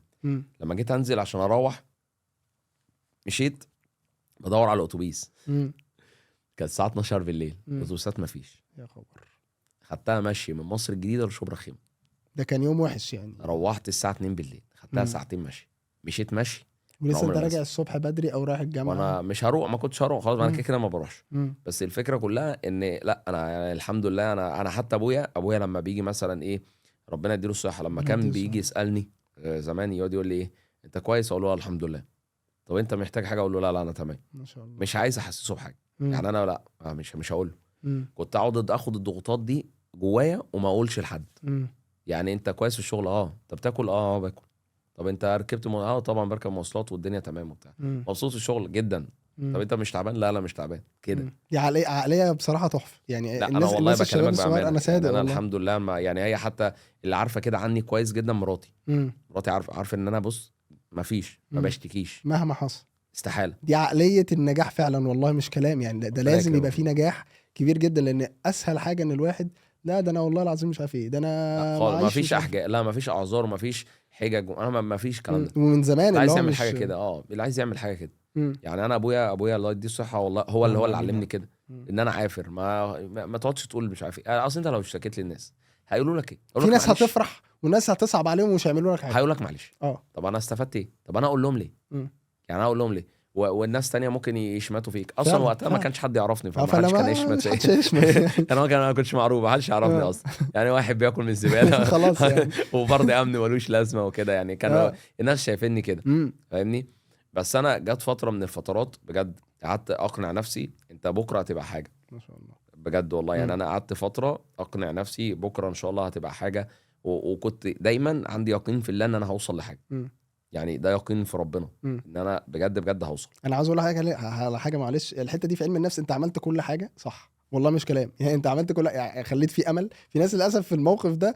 هو انا لو ممكن يعكس. لو بقيت بس مع، يعني انا باخد 300، لو بقيت باخد 1000 انا مش عاوز حاجه تانية من الدنيا. اه يعني خلاص ده اخري اللي هو عايز توصل لحته معينه، وخلاص. انا مش عايز كده. امم. يعني انا دي فكرتي، كان اهم يعني ميزه. هقول لك على حاجه والله بجد يعني. ساتر. ان انا في كنت شغال في مدرسه. امم. المدرسه دي بالمناسبه هنا في التجمع الاول امم. اسمها جرين هايتس. امم. كنت اشتغلت، دي اخر مدرسه انا اشتغلت فيها. امم. اشتغلت فيها لحد 2020. امم. كان في 2020 سني 30 سنه. امم. فانا وانا قاعد كده يعني السوبرفايزر عندي بيقول لي يا ابني هو انت ايه الدنيا وبتاع، فبقول له الحمد لله الدنيا شغاله وبتاع. فبيقول لي انت بتفكر في ايه؟ طيب كنا بنتكلم عادي كده عاملين يعني مقابله كده صغيره. فبقول له الحمد لله يعني الدنيا ماشيه وبتاع مش عارف ايه. قال لي والله انا التدريس زهقني وبتاع. قلت له بص، انا لو ما وصلتش لاي حاجه في التدريس وما بقتش مدرس مشهور على سن ال 35 هسيب التدريس واروح في حته تانية. قلت له كده، امم. قلت له هسيب، والله هسيب التدريس واروح في حته تانية اشتغل اي حاجه تانية. لان انا قعدت فتره كبيره وكده انا يعني حاسس ان انا مش يعني انا بعمل كل حاجه بس مش عارف اوصل. امم. بعمل كل حاجه مش عارف اوصل. امم. انا بقى ايه هدور في اتجاه تاني. امم. فاهم؟ الحمد لله ربنا رضاني في نفس الحمد لله. السنه اتشهرت. 2020 سبحان الله، دي كورونا. السنه امم. اللي فيها كورونا. امم. سبحان الله، ما هي كورونا دي عملت سويتش تغير. كبير. ده انا كنت عاوز اقول لك النقله جت منين بقى. ما هي النقله بقى جت في دي. طب معلش، احنا من الجامعه احنا انا في فضلنا. الجامعه انا قعدت في اولى، طلعت التالت اه. على الدفعه. في تانية جبت برضو امتياز. تالتة جبت جيد جدا. رابعه جبت جيد جدا. ما شاء الله. واللي وقفك، الحاجات اللي وقفتك هي اصلا ان انت تشتري كتاب او حاجه، مش ان بس انت يعني تجيب دي حاجات يعني دي مم. حاجات كانت موقفاني. انا عايز اقول لك الناس اصلا كانوا يعني بيقولوا هو مين ده. مم. يعني انا لما حتى ما بخش هو انت ده مين ده، مين اللي ما عمال يجيب يعرفكش. امتياز ومش محدش يعرفني. مم. حتى بقول لك انا ما عنديش اصحاب. مم. يعني انا اصلا حتى في الكليه ما كانش عندي اصحاب. مفيش وقت مفيش ومفيش الا واحد بس. يعني هو ده الوحيد اللي كان صاحبي وكمل قناطر. مم. الوحيد ولحد دلوقتي صاحبي. مم. مفيش تاني. ما فيش حد تاني صحابي خالص من ايام الجامعه. مم. يعني واحد اسمه حسين ده من بس القناطر لغايه دلوقتي اصلا. لحد دلوقتي. اه. ده صاحبي الوحيد. مم. مفيش تاني. يعني هو ده الوحيد اللي انا مم. بص بقعد معاه واتكلم معاه ومش عارف ايه، هو ده اللي فاهمني وانا فاهم. مم. بس فالحمد لله انا خلصت الكليه في 2011. ولما ابتديت ان انا اشتغل، يعني قعدت افكر بقى ان انا هشتغل، فقدمت في 73 مدرسه في سنه 2011 عشان الثوره وكده. فلما قدمت محدش كلمني طبعا مش خالص حاجه مستقره كمان. خالص. دي برضو من الحاجات اللي ايه، طب انا ايه يعني انا دلوقتي ايه طب صح. انا دلوقتي ايه، طب انا عايز طب انا دلوقتي سبت المول اللي انا كنت شغال فيه امن، طب انا ارجع له تاني؟ مم. طب ما كانش بيديني فلوس. طب انا عايز ابني حياتي، عايز اتجوز، عايز اجيب شقه، بالظبط. عايز اعمل اي حاجه. انا ما معيش اي حاجه، ما معيش اي حاجه. وكان سني وقتها 21 سنه. مم. لان بس انا ما شاء الله مواليد انت متخرج بدري جدا. عشان انا ولا في 6 ابتدائي اه. وما دخلتش كمان متاخر، دخلت بدري جدا. مم. فالحمد لله يعني دي ميزه. انا 21 سنه كنت مخلص جامعه. ما شاء الله. خلص جامعه. بس فانا المفروض ان انا ايه قدمت في 73 مدرسه ولا مدرسه حرفيا كلمتني. مم. قعدت شهر شهرين لقيت الفلوس اللي انا كنت محوشها شويه من ايام المول خلصت. مم. طب اقول لي ابويا عايز فلوس، ابويا كان طلع معاش، فكان خلاص بقى. الموضوع كمان قل. يعني هو كمان قل الفلوس اللي كانت بتيجي القليله قلت اكتر. مم. انا هقول له ايه ده؟ فعيب قوي. وبعدين انا بقيت شحط يعني، فاروح اقول لبابا انا عايز فلوس. مم. فانا قلت اما ادور كده على شغلانه. فنزلت حته اسمها الدراسه مم. عند مستشفى الحسين الجامعي. مم. في هناك محلات بتاعت مفروشات بطاطين وسجاد وحاجات كده. فدخلت الواحد قلت له انا عايز اشتغل. فقال لي انت عايز تشتغل ايه؟ قلت له شغلنا اي حاجه. اي حاجه، انا اي حاجه، انا بفهم في اي حاجه، بس المرتب كام؟ يعني انت قول لي مرتب. قال لي طب ما هو على حسب، في هنا تشتغل بياع، تشتغل شيال، تشتغل محاسب. قلت له طيب ممكن تقول لي مرتبات كل واحده؟ انا هختار عادي وهسد في اي واحد. قال لي المحاسب بياخد 1000 جنيه في الشهر، يعني 250 جنيه في الاسبوع، رقم حلو. خلي بالك ان انا كنت باخد 350 جنيه في المول. في نقطه دي حلوه نقطه جدا حلوه جدا، في تاخده 1000 في جنيه اسبوع اللي كنت بتاخده في شهر. طبعا. ده قال لي ده كده الايه، ده المحاسب وبياع 1000 جنيه. قلت له طيب والشيال؟ قال لي 1200. قلت له اشتغل شيال. مم. انا هدور حاليا بدور انا على عايز فلوس، الفلوس. انا عايز فلوس. مم. فقال لي انت مش هتقدر تشيل. كان انا وزني وقتها 59 كيلو، يعني انا دلوقتي ضربت. يعني انا كنت وقتها يعني ما تشوفنيش، يعني كنت امشي كده مش عارف انا ماشي بوشي ولا بظهري. اخترت اصعب شغلانه. اخترت اصعب حاجه. مم. بس انا عايز اقول لك انا كنت بعافر، لان انا كان معايا شويه صعايده ما شاء الله. بسم الله ما شاء الله، يعني دراعهم كان قدي. اه بس ايه، يقعد بقى ايه، نعمل تحدي بقى. اه هتقدر تشيل مش عارف ايه. كانت البطاطين كانوا بيحطوا مثلا ايه، كنت انا بشتغل في المخزن ده انا اللي بعبي البطاطين. فهو كان بيجيب كونتينر بطاطين من الصين، بطانيه عادي، انا بطبقها احطها في كيس، وشيل احطها جوه كرتونه. دي بطانيه. بنجيب الكرتونه الكبيره بقى، تحط نحط فيها 5 الكراتين. بطاطين، 5 كراتين بطاطين، ونقفلها باللي هي الشرينكات دي. مم. وفي مكنه او الكلام ده، وانا كنت بقفل الحاجات دي. مم. وكل ما انت تقفل كرتونه كنت بتاخد على الكرتونه 2 جنيه. ما شاء الله حلو. انا عايز اقول لك انا في اليوم كنت اعمل لي 100 كرتونه. ما شاء الله. اقعد الناس تقول فتلاقي لي نام يا ابني، الموضوع اقول له لا والله ما انام. شغال 24 ساعه كده. انا عايز فلوس، انا عايز فلوس، انا عايز فلوس. انا هشتغل، انا هشتغل. مم. كنت مثلا اروح الشهر بدل ما اخد 1200 جنيه، والله العظيم انا في شهر عملت فيه 5000 جنيه. ما شاء الله، ده رقم دلوقتي. انا ما شاء الله. يعني انا الناس روحت اللي بقى عملت، بتقبض. لا ده الكلام ده في 2011. اه وكان ثوره وبتاع، بس كنا شغالين عادي. مم. رحت بقى ايه، ابتديت اجيب حاجات بقى في البيت بقى. اول مره في حياتي اجيب حاجه للبيت. والله جبت لابويا بقى حاجات، جبت لامي حاجات، جبت لاخواتي حاجات، ودخلت عليهم بقى بشيبسي وبيبسي وده. طبعا. الدنيا فتحت ده 5000 جنيه. مش عارف انا عملتها ازاي. بتاع 50 ضعف ما شاء الله اللي كنت الحمد بتقبضه. لله الحمد لله. فده كان شهر من الشهور. قعدت بقى سنه كامله شغال عند الراجل ده. مم. الراجل ده كان راجل محترم جدا بامانه، لان هو ساعدني. بس انا اشتغلت الاول شيال لما هو لقاني كويس وامين، لان هو كان بيبعتني بفلوس رهيبه للبنوك. بفلوس، يعني انا في مره كنت شايل 2 مليون جنيه. انا ما اعرفش ايه الرقم ده، وشاب صغير لسه، وكنت لسه صغير، وهو معهوش بطاقتي. قال لي روح اودعهم في بنك كذا. فقلت له يا حاج طب هات معايا حد. قال لي روح لوحدك. قلت له يا حاج عشان، قال لي روح بس ما تخافش. قلت له انا مش خايف، انا خايف يعني. خايف عليك. يعني هو المليون لو تقريبا كان تاخده بيجربني منه. ولا ايه مش عارف. مم. فانا رحت دخلت البنك، عايز ايداع باسم كذا كذا، رحت مديله فلوس، خدت الايه بتاعه ورحت راجع. قلت له اتفضل يا حاج. قال لي جدع احمد. قلت له حاضر يا حاج، اللي انت عايزه اللي انت شايفه وكده. كان كل شويه يبعتني فلوس. ففي يوم من الايام قال لي ايه، هو انت ليه شغال شيال؟ طب اشتغل حاجه احسن من كده. قلت له لا يا حاج، انا يعني انا محتاج فلوس بس مش اكتر، فالشيال عندكم بياخد اكتر، فشغال شيال. فقال لي طيب انت بتعرف تقرا وتكتب؟ قلت له يا حاج انا خريج كليه تربيه جامعه عين شمس، والله هو جايب جيد جدا ومحترم جدا يعني. انا ممكن اجيب لك الشهاده لو مش مصدقني، وقسم جغرافيا والدنيا. وساعتها ما كانش بقى في ورق وبتاع ده، انت معايا الشهاده. لا قصدي ما كانش في ورق بيتقدم للشغلانه زي لا كده. ما دي ما فيش حاجه اصلا. اشتغل شياله هتديهم ايه؟ فقال لي طيب هشغلك محاسب واديك ايه 1500. قلت له كده بقى انت ايه، بتعلي على الشيال. الشهاده الجميله. شغلني اول شهر ب 1500، الشهر التاني راح مديني 2000، فبقى يديني 500 جنيه في الاسبوع. ما شاء الله. فعملت الحمد لله يعني فلوس حلوه جدا. كان وقتها بقى ايه، في تقديمات في مدارس تانية.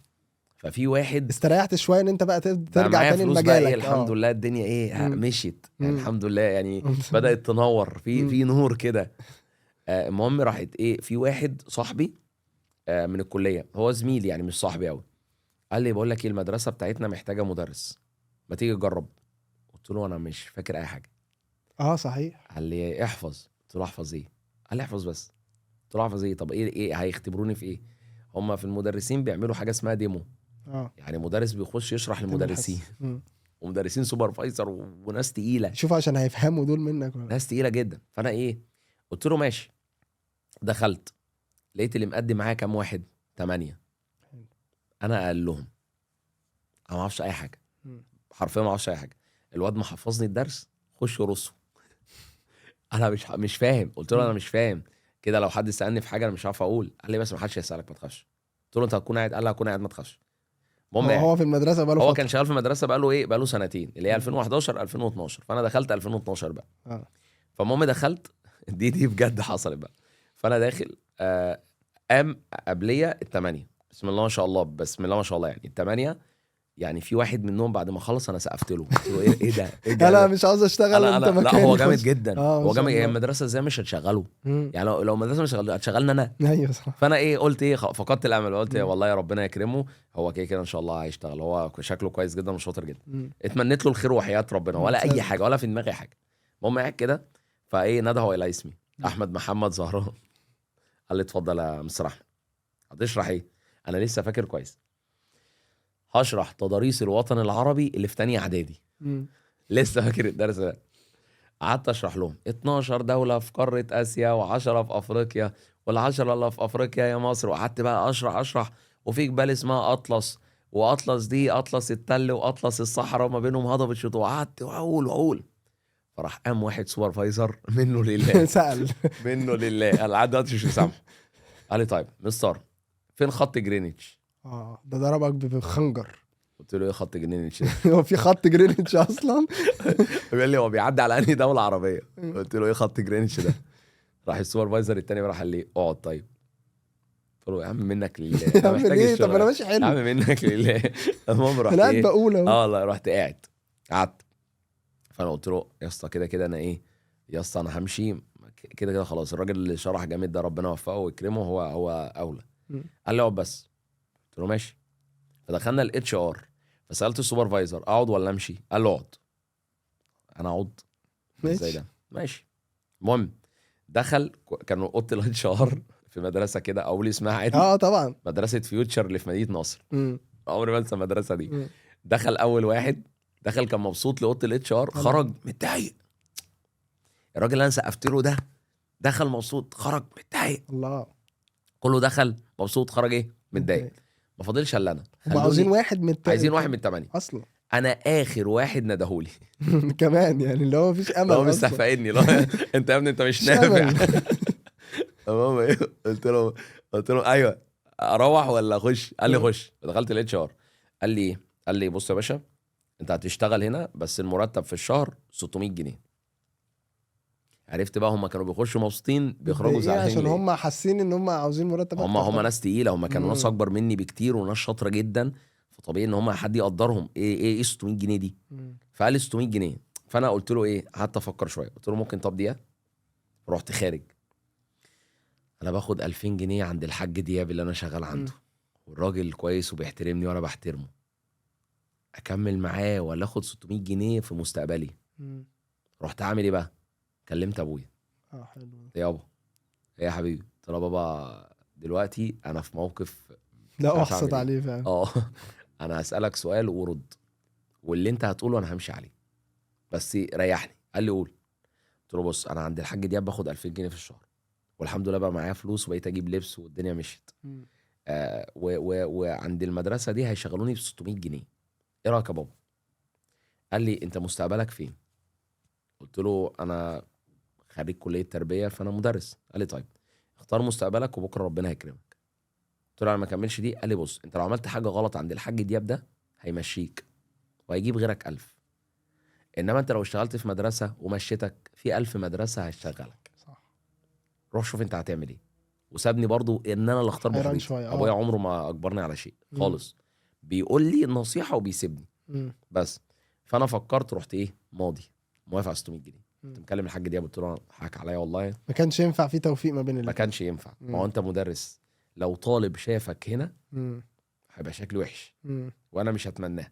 فانا قلت ايه خلاص. فانا قلت الحاج دياب انا اسف بعتذر لك جدا ومش عارف ايه، انت استضفتني سنه وكتر خيرك وربنا يكرمك بس ده مستقبلي معلش حاك عليا. مم. زعل جدا ان انا مشيت وبتاع. قال لي طب انت تعالى يومين وبتاع. قلت له خليني اركز في الحته دي. صاحب بالين كداب، لو كنت هنا وهنا كان الفلوس هنا هتغريني. مم. فانا هيقعد ممكن اجي على يزودك كده كده. التدريس. ما انا مثلا 600 جنيه. طيب يعني اليوم بكام؟ ب 20 جنيه. 20 جنيه. طب اليوم بتاع الراجل ده كان ب 100 جنيه. طب انا مثلا الحاج دياب ده راح مكلمني يوم، هغيب منين؟ من المدرسه. اروح فين؟ للحاج دياب. يبقى انا هقصر فين؟ طبعا في المستقبل. المستقبل. فانا كملت في مستقبلي بس، مم. وضغطت على نفسي وقعدت اقفل ودني. يا ابني مالكش دعوه 600 جنيه دول بكره هيبقوا رقم، خليك بس مش عارف ايه. اول سنه رحت اشتغلت فيها في مدرسه، شغلوني في مدرسه بنات بس. مم. انا ما كنتش بعرف اتعامل مع اي بنت، يعني مم. دي مشكلتي في الحياه. مم. انا خجول جدا جدا، ما بعرفش اتكلم مع بنات اصلا، ما مم. بعرفش. مم. دخلوني فصول ايه بقى؟ اولى اعدادي، تانية اعدادي، اولى ثانوي. اولى اعدادي وتانية اعدادي عيال صغيره هتعرف تتكلم معاهم، انما اولى اولى ثانوي ثانوي خلاص بقى يعني. كانوا كبار، لان انا كان عندي 22 سنه وهم عندهم 16 17 سنه، خلاص. فالفارق 5 سنين. فانت هتعمل لنا مستر وانا ما كانش عندي دقن، فكنت يعني املس اللي هو انا مفيش حاجه خالص، مفيش. مفيش حاجه خالص. فالحته دي اصلا العيال بقى ايه شايفيني العيل اللي هو الورور، عيل صغير وبتاع بس دي اصعب في الشباب اكتر. دي صعبه جدا في الشباب مش في البنات. لا ده بالعكس، ده في البنات. لان البنات في سن مراهقه فهم شايفينك ان انت توم كروز. وبعدين انا كان عندي شعر ومش هقرع وواقف شعري أيوة. وما عنديش دقن انا وانا وابيضاني. بحضر للحصه انا شفتك حاسه كده كنت جايب نفسك وانت زمان وانت دلوقتي عشان تشرح لهم أيوة، حتى. انت عارف ان الصوره دي وانا في تانية كليه فعليا فرق يعني مش انت. مش انا مش انا خالص. انا كان شكلي كده بقى، ما كنتش اتغيرت، كان كده برضو املس وما فيش اي حاجه، وداخل بقى داخل الفصل وبتاع. فالعيال شايفيني ايه عيل صغير وهم في سن مراهقه فهينجذبوا ليك بسرعه. صح. وانا كنت رفيع بقى وكنت بلعب حديد وبتاع ومش عارف ايه ومظبط نفسي وبتاع، يعني كنت حلو يعني. فالمهم ايه لما دخلت اولى وتانية اعدادي لقيت العيال عماله تتكلم بالانجليزي. انا مشكلتي في الانجليزي، انا جايب 25 من 50 ما تحسناش بالعجز. فبنتي بتقول لي حضرتك مدرس ايه؟ قلت لها يا ماما الدراسات يا ماما. فمامي دخلت يا شباب يا شباب مستر السوشيال ستاديز الجديد جه. فانا بقول لها هو انتوا مش عندكم دراسات؟ فاجيبوا مدرس غيري؟ هو في حد غيري؟ يعني الجدول مكتوب فيه سوشيال ستاديز دي ولا مكتوب دراسات؟ انا عايز افهم بقى والله العظيم بجد. فالمهم الست اللي بتقف في الاشراف دي اصلا حد من الاشراف. فقلت لها بعد اذنك هو مين المدرس اللي مش انا مكتوب في الحصه اهو، انا الحصه الثالثه احمد زهران دراسات. ايه بقى اللي هم بيقولوا ده؟ هو انتوا بدلتوا؟ قالت لي يا مستر انت عارف يعني ايه سوشيال ستاديز؟ بس مودرن بقى. انا ما اعرفش بقول لها ايه سوشيال ستاديز؟ قالت لي عن دراسات. قلت لها ما تقولوا دراسات، ما تقولوا هو انتوا في مدرسه ايه دي؟ قال احنا مدرسه لغات لازم تتكلم قلت لها طيب.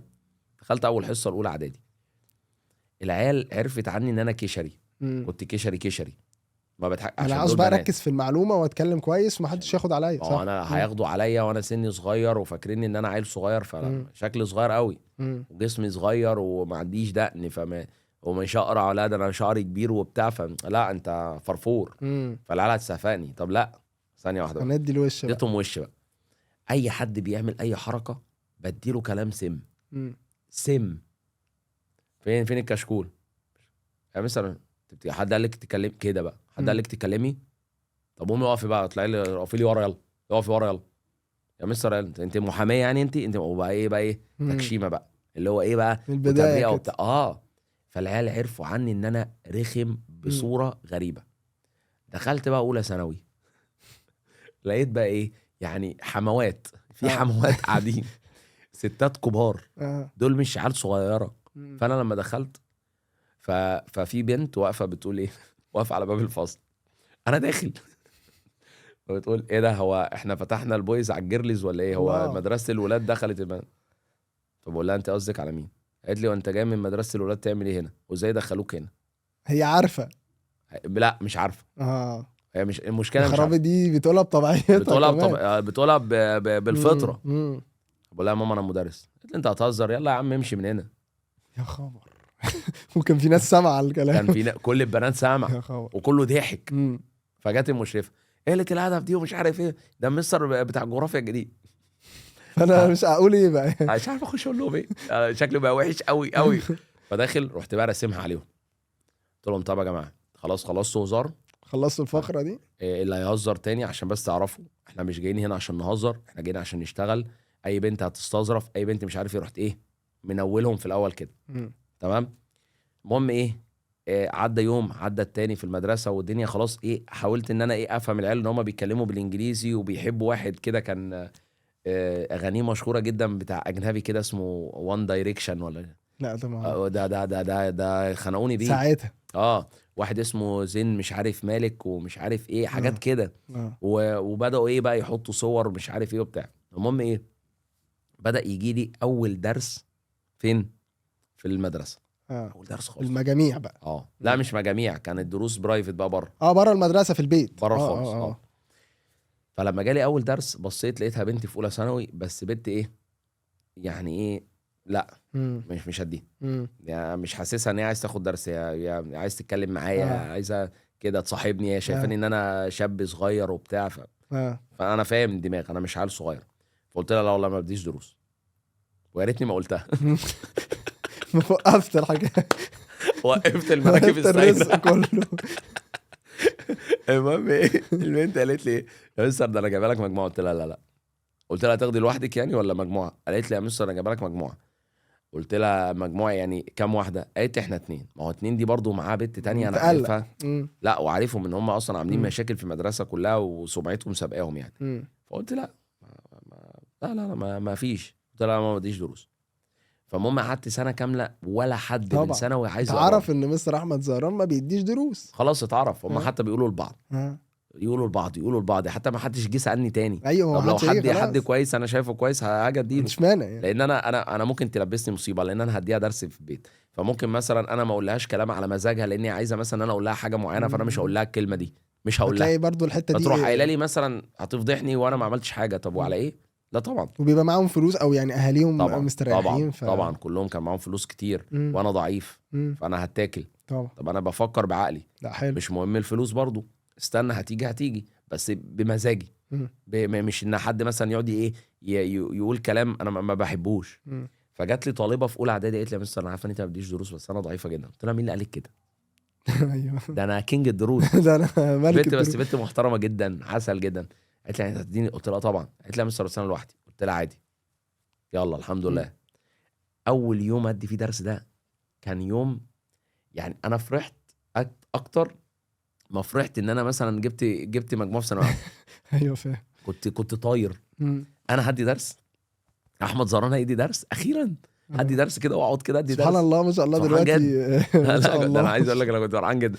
البنت دي رحت لها، كانت ساكنه في شارع احمد فخري في مدينه نصر فوق شاورما الريم. مم. لسه حافظ.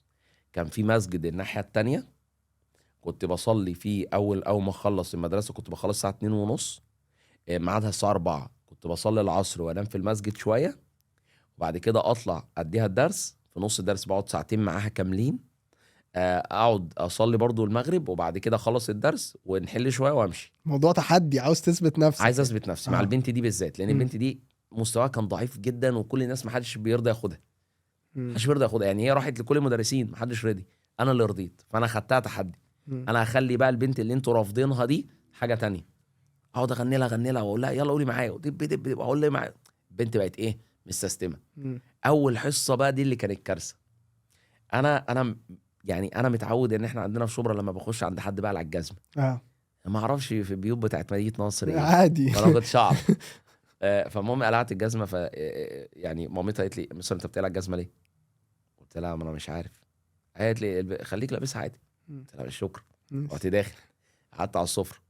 بسم الله ما شاء الله شقتهم كانت حلوه جدا. ودي كانت اول شقه اخشها، شكلها جامد. يعني انا ما كنتش عايش انا ما كنتش عايش كده. فبصيت لقيت حاجه فظيعه. فماما قالت لي تشرب ايه؟ قلت لها ربنا يكرمك شكرا. لا والله تشرب حاجه. قلت لها اللي انت شايفاه اي حاجه. فراح جابها لي بيبس، وجابت لي كوبايه ما فيهاش بيبس، بس مش كوبايه، هي تحس ان هي فيها ايه زي يعني فازه.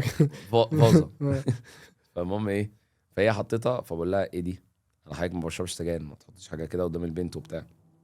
سجاير ايه؟ قلت لها من ايه دي؟ قالت لي دي تحط الكوبايه بتاعت البيبسي دي جواها فتسقع. فانا قعدت 5 دقايق كده، احنا مش عايشين ولا ايه؟ لا مش عايشين ولا ايه؟ فهم خلصت الحصه، بتقول لي كام يا مستر؟ الكلام ده في 2012. قلت لها اللي انت شايفاه اي حاجه. ايوه يعني زي مدرس العربي. قلت لها ما اعرفش مدرس عربي، اي حاجه. بس انت ما قلتش سعر. انا ما قلتش، انا ما اعرفش. قالت لي طبعا يا مستر ماشي. راحت مداني ايه 50 جنيه. حلو. قلت لها كده تمام، يعني كده احنا ان شاء الله هنتحاسب النهارده يوم 2. انا لسه فاكر التاريخ 2/10. هنتحاسب انا يوم عجباني الذاكره دي على فكره. لا انا عشان الحاجات دي انا مسجلها، انا كاتبها. لا انا كاتبها. بس بكتب كل حاجه في حياتي عشان عايز ابني لما يكبر يقعد يشوف كل حاجه. ما شاء الله. يعني انا لو ما عشتلوش يبقى هو يقرا، فاهمني؟ عشان يستفاد. ربنا يكرمك. ده انت عامل زي مذكرات يعني. كاتبها كلها. يعني انا بحكي لك ده هو اللي مكتوب في الكشكول ده. حتى ما حدش يعرف عنه، انا حاطه في الخزنه بتاعتي. الحمد لله، احنا بنطلع حاجات منه كده من الخزنه. من الخزنه. المهم ايه، قلت لها طب النهارده 2/10 يوم 2/11 ايه هنتحاسب؟ قالت لي نتحاسب على ايه؟ قلت لها مش حضرتك اديتيني فلوس الشهر، انا بحسب دي فلوس الشهر مش فلوس والله. الحصه. لان احنا عندنا في شبرا الخيمه كان الاربع حصص ب 20 جنيه. اصلا فانت قلت كده يعني 50 حلو. قلت هنا ايه ده، ايه ده، الله أكبر، 50 جنيه في الشهر، يا ايه الحلاوه دي. ده لو اديت درسين هخرب الدنيا هنا. المهم ايه، خدت 50 جنيه. الست قالت لي مستر انت بتقول ايه؟ يعني انت فاكر ان 50 جنيه دي في الشهر؟ قلت لها اه. قالت لي مين اللي قال لك كده؟ قلت لها ما حدش قال لي، ما انا ما اعرفش، انا اول مره ادي درس في مدينه نصر. قالت لي انت منين؟ قلت لها من شبرا خيمه. قالت لي دي فلاحين؟ فضايقتني. قلت لها يعني ايه فلاحين؟ ارياف يعني؟ قالت لي اه. قلت لها لا مش ارياف، بس الارياف دول عسل يعني، مالهم يعني؟ قالت لي لا انا مش قصدي والله، بس قصدي ان هناك السعر بتاع الدرس بيبقى رخيص، هنا لا، هنا غالي يا مصر، عشان ما حدش يضحك عليك. انت المفروض تاخد ولا من ست 50 كويسه. جنيه لا كويسه جدا. انا بحترمها جدا. انا قعدت مع بنتها 4 سنين، اديتها اولى اعدادي، تانية اعدادي، تالتة اعدادي، أولى اولى ثانوي. ثانوي، ما سبتهاش خالص الا لما دخلت علمي بقى. فاضطريت ان خلاص بقى، طبعا. انت مش معايا. قالت لي بص يا مستر، المدرس عامة لو هو بنت لوحدها المفروض اصلا يا مستر ان انت تاخد 100 جنيه. قلت لها في ايه؟ قالت لي يا مستر في الحصه انا هقعد اعيد لك لو واحدها ب 100 جنيه، لو مجموعه كل واحد تاخد منها 50 جنيه. طب لو هم حالتهم مش قد كده، لو هي لوحدها خد 70، ولو مجموعه برضه خد 50. عرفتني كل حاجه. قلت لها الله يبارك لك والله، سبحان بس هم الله. فين العيال اصلا اللي هتاخد عشان اقول لهم الكلام ده؟ انا حاسس ان انا بتكلم كتير، لا صح لا ولا خالص، ده لو هو ده اللي متضايق انا قول لي عاوزه، انا والله. المفروض انا ما اتكلمش اصلا. طيب لا لا لا ماشي. بالعكس، ماشي. ده هو ده اللي انا عاوزه. المهم ايه، المهم اللي حصل بقى ايه، ان انا اديت البنت دي، بس البنت دي في اول شهر جابت 17 من 20، اللي هي كانت فاشله اصلا. اللي هي كانت فاشله. تاني شهر جابت 19 من 20. فالعيال قالوا لها هو انت بتاخدي مع مين؟ مع مستر احمد. ده الورد اوف ماوس بقى بالايه بس الجديد اللي هو بتاع لا زمان. العيال يا ريت بقى، يا ريت يا ريت يعني يا ريت ان هم جيهم اخدوا معايا، راحوا السوبرفايزر. مستر احمد بيديها الامتحان، اصلا. البت دي فاشله، لان السوبرفايزر هو اللي كان بيدي الفصل كله. فالسوبرفايزر قال لي انا هعمل الامتحان التالت انا. قلت له يا باشا براحتك اعمل. ده بيغل من واحد يعني، بيغلي من واحد مع واحد. والله معايا والله. وعلى فكره انا كنت راضي جدا وما عنديش مشكله في حاجه خالص. المهم قلت له ماشي عادي اعمل الامتحان براحتك. فالمهم مسكت البت بقى سلختها، اديتها 3 حصص 3 ايام ورا بعض. قلت لها حتى لو مش تديني فلوس مش مهم، انا واخدها تحدي ماشي. رحت داخل الفصل قلت لهم انتوا قلتوا للسوبرفايزر ان انا بدي لحبيبه اسمها حبيبه. هقول لك اسمها حبيبه ايه، استنى كنت فاكر والله اسمها حبيبه حاجه كده، كان اسم غريب بعديها. مش مهم، لو افتكرت اقول اسمها حبيبه. فانا قلت لهم انتوا يا جماعه قلتوا ان انا بدي الحبيبه الامتحان، ربنا شاهد ان انا عمري ما عملت كده، بس عشان اثبت لكم السوبرفايزر اللي انتوا بتاخدوا معاه درس بالمناسبه، وانا ما عنديش مشكله بالعكس، لو عايز ياخد كل فصل براحته، هو اللي هيعمل الامتحان. يعني حبيبه ما تعرفش عنه حاجه، وانا بتحداكم ان حبيبه هتقفل الامتحان ده. حلو قوي كده انا عايز اعمل ايه؟ هتعمل كده صيت حلو جدا. بس اعمل صيت لنفسي. طبعا. مسكت حبيبه دي 3 ايام نفختها، اروح يمين اروح شمال، اروح يمين اروح شمال، دب دب، واجيب لها حاجات صعبه جدا كنت حاجات باخدها في الجامعه اديها لها، والمناخ والضغط الجوي ومش عارف ايه، وتعالي كده ومش عارف ايه. كانت اولى اعدادي بياخدوا عناصر المناخ، درس اسمه عناصر المناخ والاقاليم النباتيه وكده. مسكت البت 3 ايام فرمتها، كنت بقعد معاها الحصه 3 ساعات ولا كاني في ثانويه عامه.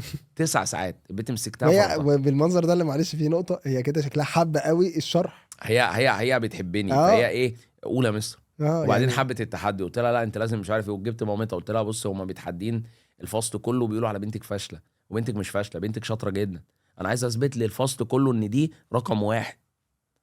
سخنت بقى ودي سخنت وكله سخن وبتاع. جه الامتحان، امتحاننا اعلى واحده في الفصل يا حبيبه جايبه 19.5 من 20. هي رقم 1.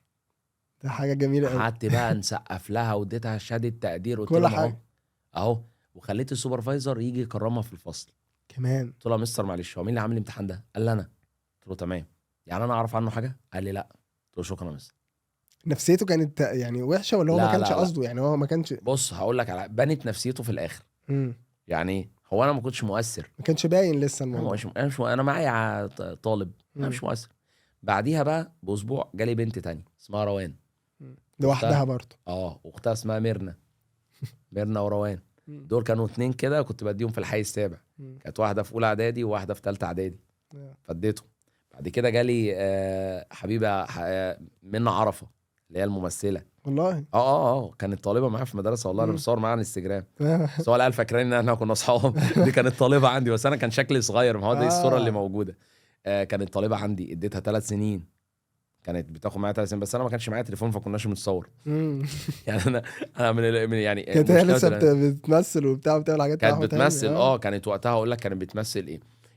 كان في مسلسل كانت عاملاه مع صلاح السعدني، كانت بتقعد بقى تحكي لي ده انا في اللوكيشن، عملت اقول لها اقعدي بس عشان اشرح، عشان مش عايز وجع دماغ، وقومي عشان بصي ما توجعيش دماغي. ما تقوليش لي يا صلاح السعدني عمل ايه مش عارف مين عمل ايه، ما تقرفنيش، انا عايزين نشتغل. صح. كانت تيجي كده، كانت تيجي والله العظيم، كانت فنانه يعني. مبسوطه بنفسها بقى فعاوزه تقول. كنت بديهم بقى ايه بقى، لما ربنا كرمني جدا جدا الحمد لله، بدات واحده واحده خلصت الترم الاولاني. ده كل ده في اول سنه ما شاء الله. يعني ده انت الموضوع كل ده في سريع. سنه واحده. خلصت الترم الاولاني، بقى معاه كام واحد في اولى اعدادي، كام واحد في ثانيه اعدادي، كلهم بنات. 8 بنات في اولى اعدادي، 7 في ثانيه اعدادي، ما شاء الله. رحت رايح ايه بقى، قلت بقى شغال بقى. رحت سنتر في مدينه نصر اسمه A1 ورا ماكدونالدز عند محجوب. هو السنتر بيشتغل جامعه، قلت له انا عايز قاعه صغيره ببورد صغيره، ناخد الشباب دي فيها. اخد الشباب دي فيها وخلاص شكرا كده. قال لي ماشي. دخلتهم، هما كانوا 8، عملت مراجعات 4 مراجعات، كانوا 8 بقوا 25.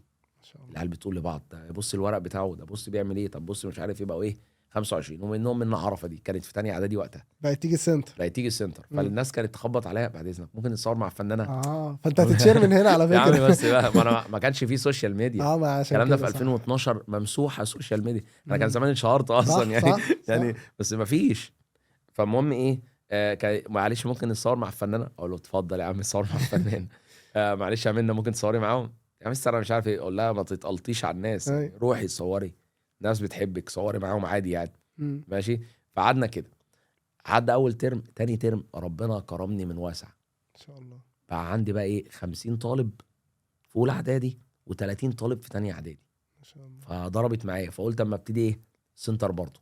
قلت لهم يا جماعه مش هاجي بيوت تاني، صعبه بقى خلاص. ندي بقى يعني انا عايز اوصل. صح. انا مش عايز افضل طول عمري بدي برايفت، تعبت يعني. مش هقعد يعني، انا ما اللفه تعبتش دي لوحدها اصلا، اللفه بتاعت البيوت دي، وان انا معيش عربيه وكل ده واخده ماشي، وعايز اوفر فلوس المواصلات عشان مرتبي ما كانش كبير، معايا 600 جنيه. وما كنت بدي حبيبه بس طول الترم لحد ما جت روان بقوا 8. فالمرتب كنت بقعد احسبها هصرف ايه وهاكل بكام، موضوع والمواصلات، لان ابويا ما كانش طلع معاش، ما كانش كان ما بقاش موجود، فكنت بدفع مواصلات، فالموضوع صعب. فقلت لهم يا جماعه نيجي سنتر بقى. المهم رحت ايه السنتر اللي هو A1 ده المحترم ده، اشتغلت فيه سنه كامله، والعدد الحمد لله هو ما زادش الزياده اللي هي بس يعني ما قلش، فالحمد لله ربنا رضاني وكنت مبسوط جدا. جينا السنه الثالثه في نفس المدرسه، حصلت الكارثه. ايه بقى، اتشهرت جدا اوفر، وبدا ناس كتيره جدا تحجز معايا اولى وثانيه وثالثه اعدادي واولى ايه ثانوي. فرحت سنتر، اقول اسمه عادي؟ عادي. ده بلاش اقول اسمه عشان ما يتضرش، عشان ما يتضرش، عشان هو عمل حاجه وحشه. السنتر ده رحت له بالطلبه، كان في مدرس تاني مشهور جدا بيدي ثالثه اعدادي، هو لحد دلوقتي بيدي تاريخ. هو مشهور جدا في مدينه نصر، بعد البودكاست ان شاء الله.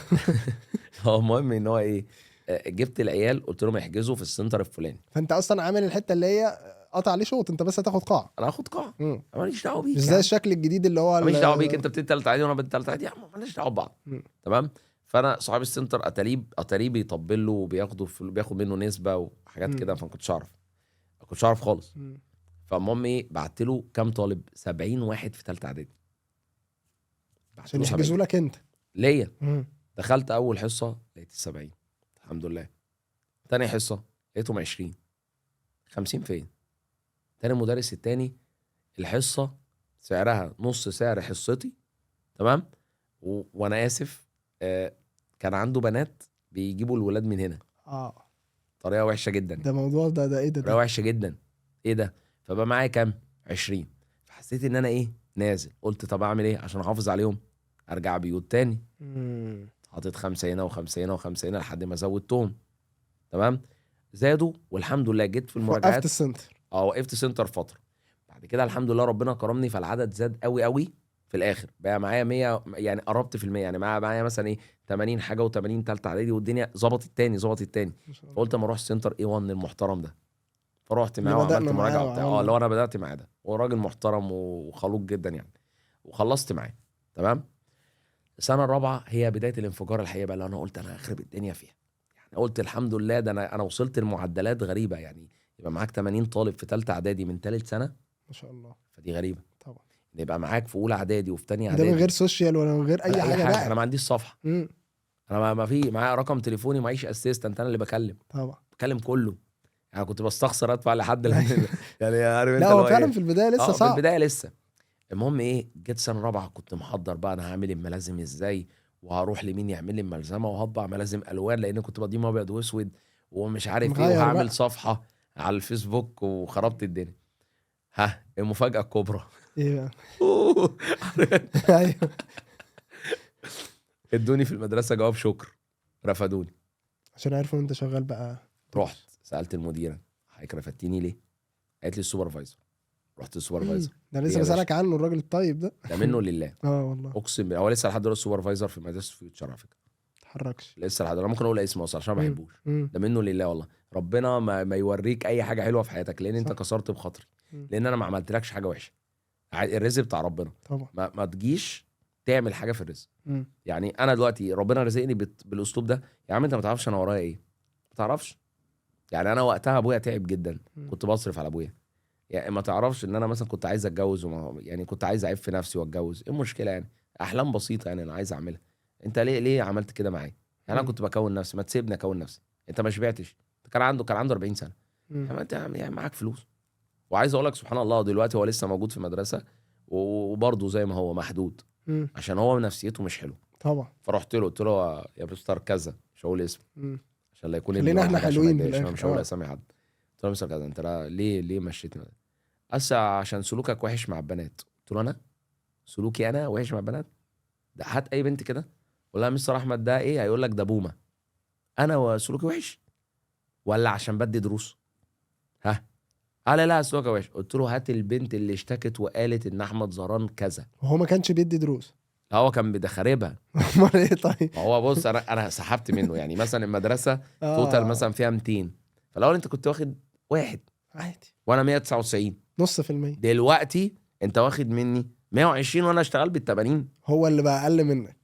بقى يبقى انا ايه امشيك انت بقى ايه لا عشان ده ما توجعش تمام. قلبنا. مم. تمام. فقلت له ماشي. يعني طب فكر كده، هات لي بقى ولية امر اللي اشتكت وقالت ان انا ضايقت بنتها او قلت لبنتها لفظ خارج على كلامك. لا هي مش عايزه تظهر. قلت له يعني ايه مش عايزه تظهر؟ يعني انا متهم، انا موافق، انا متهم، انا جاني. مم. المفروض يجيب لي المجني عليه ويقول حصل 1 2 3 ها، وانا اقول لك لا هات لي المجني عليه. لا انا مش عارف ايه. رحت داخل المديره قلت لها والله ما في حاجه، والله يا ستي ما في حاجه، انا بكلمك بامانه. الراجل ده بيتبلى عليا عشان بس ان انا بدي دروس. طب وانت بتدي دروس ليه؟ قلت لها بس يعني هي موضوع دروس. قالت لا انا ما قلتش كده. قلت لها لا استني، هو مبلغك صح انت عارفه. مم. راحت ساكته. لا انت لا مش عارف ايه انت. قلت لها برضه انا شايف بصراحه الغلطه عليها هي يعني. هي على فكره انا ما بحبهاش جدا. يعني هي أصل منها هي لله، سمعت هي تاني منه واحده حاجة. منها لله. مم. دي تاني. انت عارف ان انا اليوم الوحيد في حياتي اللي هو بعد موضوع ان انا اكلت من الزباله ده، ان انا برضو يعني عيطت عشان صعبت عليا نفسي. مم. والله العظيم اليوم ده انت مشيتني ليه من المدرسه؟ انا عملت ايه؟ يعني ايه الحاجه اللي انا عملتها فانت ده مشيتني؟ بدون سبب. انا عيطت. انا طول مم. ما انا ماشي عمال اعيط. الدنيا كانت بتتحرك الدنيا كانت وبتحلو. بتتحرك وماشيه. وبقى كان تعبان، كان عنده جلطه وانا كنت بصرف وبتاع. فما يعني المشكله الناس ما بتبقاش عارفه هو بتاذي فعلا زي ما انت الدنيا بتقول. والله العظيم هتعمل ايه في البني ادم اللي قدامه؟ ما بيعرفوش. والله. طب تقطع عيش مين طيب؟ مش حرام عليك؟ كان ابويا والله وقتها كان عنده جلطه، واخويا الكبير اصلا كان موظف فمش معاه فلوس، فانا اللي كنت معايا دروس وبتاع، فكنت بتصرف مم. بمشي الدنيا في بيتنا. لا جحود الناس، عدم اقتناعك برزقك بيودي الناس في داهيه. كارثه. يعني انا مش فاهم ان الانسان، طب انت هتاخد الفلوس دي معاك في التربه؟ يعني انا مش فاهم. يعني انت دلوقتي عملت فلوس وربنا رضاك، خلاص بقى سيب واحد طالع زيي لسه عنده 24 سنه او 23 سنه، سيبه يا عم يشوف طريقه. صح. انا لما احس ان انا قافل على حد، والله العظيم انا هسيبه يطلع طبعا. يا عم. خلاص الحمد لله ربنا مرضيني. هقعد ابص لك ليه؟ هقعد ابص لواحد غيري ليه؟ انا مالي بغيري؟ مم. يعني خلاص انا الحمد لله ربنا مرضيني. ابص على واحد تاني اقول له ايه ده انت معاك 100 طالب، وقفه قبل ما يطلع معاه 1000 يا عم. ايه ويجيب المشكله؟ اللي يجيبه. بس ما ربنا مرضيني. فالمهم اترفدت. قعدت 3 ايام مكتئب. طبعا. ده بقى ده انا اول مره احس ان انا ايه، لا في حاجه غلط. ما كانش أسيب لسه التدريس في فكر جواز او اي حاجه. ولا اي حاجه. لا انا بص، انا منظم جدا. انا مش مستعد لحاجه مش هعملها عشان ما بهدلش حاجه معايا. شبه انا مراتي معايا والعيال واقعد اشحت لهم من هنا انا مش معانا. حتى قايل ابويا يقعد يقول لي طب اتجوز، ولا اقول له لا والله ابدا، هجيب لك البنت مش لا يعجبني قوي الدماغ دي بصراحه. لا يا باشا، انا ما بهدلش ولاد الناس معايا. انا ما باخدهاش من بيت ابوها وهي كانت ماشيه كويس وبتلبس كويس وبتاكل كويس واروح انا مرمطها معايا. هي ذنبها ايه؟ عمر، انت برضه عيل معايا، عيلين. حرام. انا بيصعب عليا الناس دول. ما اقدرش وانا اعمل كده. والله ما اقدرش اعمل كده خالص. فمهم ابتدى ايه بقى، ان انا افكر. ففي واحد صاحبي اللي هو حسين ده قعد معايا، يا عم خلاص ودور على مدرسه تانية وبتاع. قلت له مش عايز اشتغل في التدريس والله، انا اتظلمت من غير ما اعمل حاجه. انا قعدت 3 ايام مكتئب. صعبان على انا والله ما عملت حاجه. انت عارف لو عملت حاجه هسكت، بس انا والله ما عملت حاجه. المهم واحد ابن حلال، ولا يعني انا ده حرفيا انا مش في دماغي. مش في دماغي خالص. قاعد في القهوه، قاعد عمال ايه، اكلم نفسي حرفيا، لان أنا بعد ما وصلت لكل ده هيروح. وحشه قوي. طبعا. انت طلعوك كده وراحوا سايبينك من فوق قمه جبل وانزل ابتدي تاني من اول وجديد. هتبتدي تاني اللي انت عملته بقالك 4 سنين، هتبتدي تاني بقى. دي محبطه اصلا. يعني انت بتنزلني ليه طيب؟ المهم جينا، فواحد والله الله يبارك له ويديله الصحه اسمه احمد سيد. ده قابلته مره بالصدفه في المدرسه. قال لي بقول لك يا ابو حميد، انا عرفت ان انتوا مشوك من المدرسه. قلت له والله. قال لي بتعمل ايه؟ قلت له والله مش لاقي شغل، يعني الدراسه ابتدت ومش لاقي حاجه اعملها، قاعد والله. قال لي طب انت بتفكر في ايه؟ قلت له لو قدامك اي حاجه لو تعرف الله يبارك لك يعني شوفها لي. قال لي في مدرسه اسمها روتس، عايزين مدرس دراسات بس هيدي ابتدائي. قلت له يا عم اي حاجه. بص يا خرابي، الوقعه الاكبر ان انت كنت بتدي ايه؟ انت بادئ اعدادي اصلا ويعني اولى ثانوي. هنزل. قلت له ماشي انا موافق. عايز فلوس برضه يعني. طبعا. انا ابويا تعبان وانا يعني اعمل ايه؟ قلت له انا موافق ماشي. هتدي 4 و5؟ قلت له يا عم ماشي. اديتهم في المدرسه 3 أسابيع ما طقتهمش. العيال الصغيره دماغها غير دماغي. 3 أسابيع بالظبط. تمام. في جاي واد مش عارف شتم صاحبته، قال لها كلمه وحشه جدا في الفصل. فرحت انا ايه، ما استحملتش الكلمه. دمي فار شويه، انت عيل صغير ومالكش لازمه فاهم. فبتقول البت يا بنت الكذا، ايه ده، ايه الجرأه دي؟ رحت لطش الواد ايه، قلم. ابوه طلع في ايه؟ في المخابرات. دي صعبه قوي. هتقولي بقى دي صعبه قوي. هتقولي بقى المدرس لا طشته قلم، ده حاجه صعبه قوي. لا ده شو، ما هو يقول لي البت يا بنت الكذا. يعني يعمل له طبطب عليه يقول برافو حبيبي ان انت قلت لها كده. رحت لطشه بالقلم. فصاحبه المدرسه رفضتني قبل ما ايه، ما ابوه يجي. ده الموضوع كان هيبقى كبير قوي. انا تلاقي ابوه بيدور عليا لو بيتفرج على هو انت اللي جبت له العقده. ده الكلام ده في 2014 يعني من 10 سنين. اكيد الواد ده كبر بسم الله ما شاء الله يعني. فماما راحت رفداني. ده كويس ان انا يعني دي ليها المعروف. 3 أسابيع يعني برضو ما بطش. الحياه عماله تعمل ايه، تقفل. لا ارجع. طب انزل لحضانه طيب مثلا. مش هنزل ايه تاني يعني. انت تخيل انزل ايه تاني. المهم قعدت شويه كده وراح مكلمني احمد سيد ده برضه ربنا يكرمه ويديله الصحه. يعني لو بتسمعني يا احمد ربنا يكرمك والله العظيم، راجل محترم جدا. كان ساكن في القليوبيه في القناطر تقريبا. واد محترم جدا يعني. هو مدرس على فكره بتاع تاريخ شاطر جدا، بس هو بيدي في منطقته. بس هو بجد شخصيه لا محترم ومؤدب وخلوق وبيحب الخير لغيره. يعني يا رب يكون بيسمعني انا يعني ده اتمنى ان هو يكون شافني. عشان هي علاقتنا اتقطعت بعد ايه، بعد ما غيرت انا تليفوني وبتاع، بقيتش عارف مش لاقي رقمه حتى. فقال لي في مدرسه اسمها مانشستر اللي هي هنا في التجمع الاول، عايزه مدرس. قلت له بس دي دوليه هيعرفونا دي. قال لي تعالى بس جرب كمل بقيه السنه، انت قاعد تقعد في بيتك. قلت له ماشي. مرتب كام؟ 3000 جنيه. الله. قلت له انا جاي طبعا. دي دوليه. انا جاي انا احب الدولي. دخلت اشتغلت في المدرسه بقيت سنه. بس للاسف المدرسه دي مستواها التعليمي كويس، بس هم اول ما فتحوا للاسف كانوا بيلموا اي حد عشان هي لسه جديده. فكنت بتعامل مع شويه طلبه اللي مرفوضين من المدارس كلها. ففشلت الفشل. يعني ده اترفض عشان ضرب مش عارف مين، وده اترفض عشان عمل ايه، وده اترفض عشان عمل ايه. فانا بقى بس دافعين فكرت فلوس كتيره ولا شباب؟ كتير. اه. المدرسه دي كانت غاليه جدا، مم. غاليه جدا، لان هو بيديك مرتب 3000 جنيه في ده معناها 2014. يعني معنى كده ان هم اصلا هنا في المدرسه بيدفعوا كتير. طبعا. فالمهم ايه، كنت بخش اتعامل مع العيال بقى بتاع الثالثه اعدادي واولى ثانوي. مم. العيال كانت بتحبني جدا. ليه؟ كبار. فهزر معاهم بقى. انا فكيت الاول كنت في مدرسه بنات بس كنت اعمل كده، دلوقتي دلوقتي. مدرسه ميكس فعادي. فاتكلم معاهم بقى ونهزر ومش عارف ايه وننزل نلعب كوره مع بعض ومش عارف ايه. قعدت سنه بس نسيت المنهج، اللي هو ايه بقى؟ اللي هو المناهج. قصدي يعني ما نسيتش ثالثه واولى لان انت كنت بتدي نسيت كله. اه. ليه بقى؟ المناهج الدوليه انت اللي بتحط الامتحان اه. وما عليهاش درجات. يعني ايه؟ يعني نجحت ففشلها قوي يعني ده كده. هو ما حدش هياخد معاك درس، مم. واسمك هيروح اللي انت عمال تبني فيه. فقررت ان انا اسيب ال 3000 جنيه وارجع تاني. ده ايه ده صعب على فكره انت انا بتعمله انا ده. انا بعمل حاجات غريبه اه والله. ولا سبتها بمزاجي. مم. يعني انا حتى ناس عماله تقول لي يا ابني انت عبيط، ايه اللي انت بتعمله؟ سايب 3000 جنيه ورحت ليه بقى؟ رحت ل 1600 جنيه، يعني نص المرتب. بس اسمك ابتدى يتعرف تقدر تروح لمدرسه ما تانية انا عايز بقى ايه، ارجع لمدرسه عاديه نقدر ندي فيها دروس. ادي فيها دروس. فال 3000 جنيه هيجوا اصلا، انا 3000 جنيه باخدهم. وبعدين الطالب اللي هو في المدرسه الدوليه بيعمل ايه؟ انت عارف ان انت اللي بتحط الامتحان، فبيعمل ايه؟ قبل بيحضر. الامتحان ممكن يحضر معاه. حصه. مم.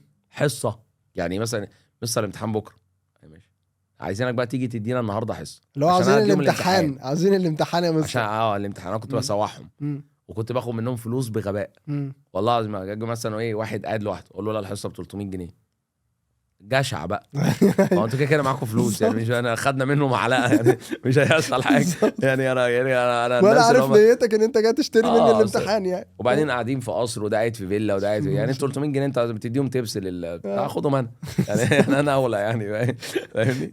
بس فالمهم ايه ده في 2014 فاضطريت ان انا اسيب ورحت مدرسه تانية اسمها مناره هليوبلس في الحي مم. التامن. مم. سوبرفايزر هناك مستر محترم جدا اسمه عمر رسلان. الراجل ده برضو مدرس تاريخ شاطر انا اسمع الاسم كويس. ده على لا فكره. الراجل ده محترم جدا. اه يعني انا بحبه جدا على اسمع المستوى الاسم الشخصي. ده. هو راجل قمه في الذوق في الاخلاق، انا بحبه. لما دخلت المدرسه استغرب، بص على السي في بتاعي قال لي كنت في فيوتشر وفي روتس وفي ملهمش علاقه مانشستر. ببعض اصلا. استنى يا ابني انت اللي هو استنى يا ابني، هو انت بقالك 4 سنين في 3 مدارس مم. ازاي؟ مش مستقر كده. انت كده مش مستقر، انت بتعمل مشاكل. مم. قلت له طيب هكلمك بصراحه، اول مدرسه اترفدت عشان كذا، وتاني واحده اترفدت عشان كذا، وتالت واحده انا مشيتها عشان نسيت المنهج. قال لي انت جاي تاكل عيش يعني؟ قلت له والله جاي اكل عيش ولا ما فيش حاجه في دماغي.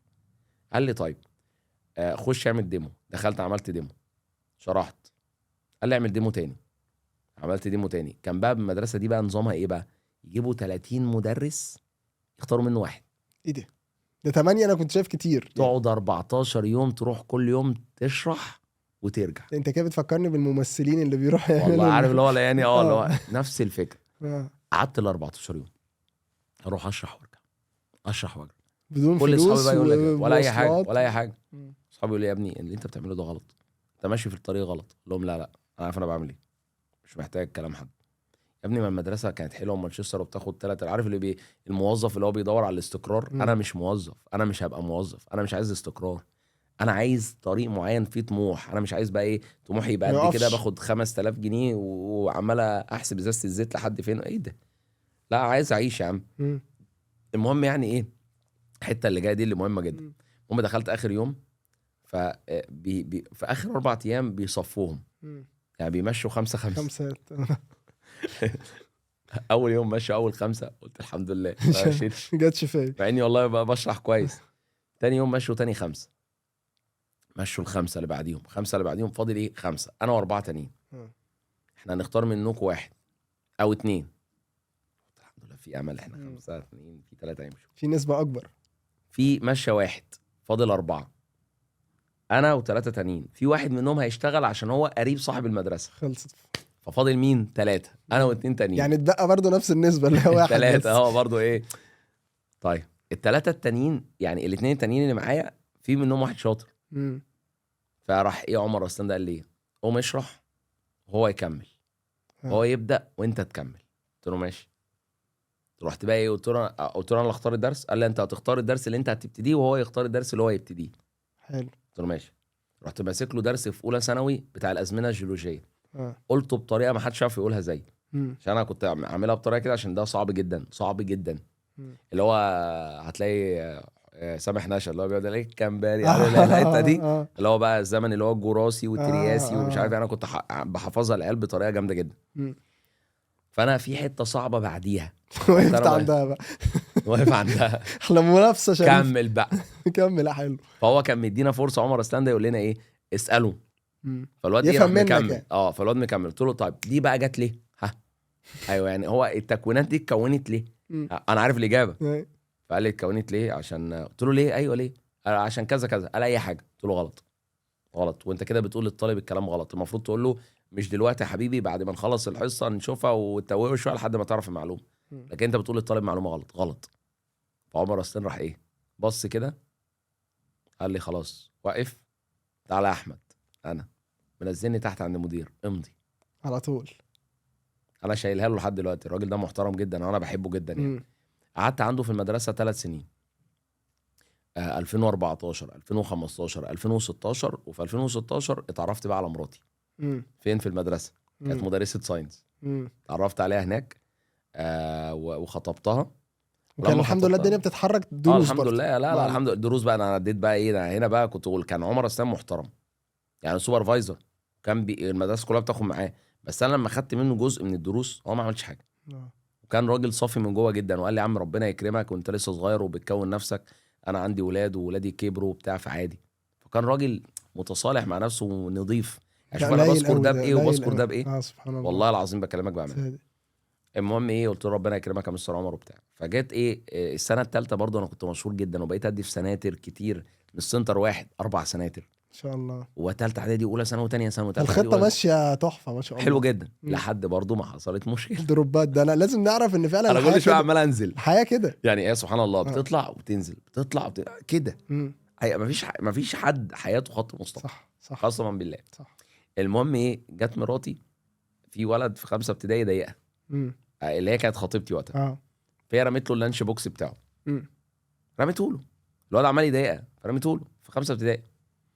فالمهم ايه، المدير لقيته عمال يزعل لحد، فانا ببص كده لقيته بيزعل مين؟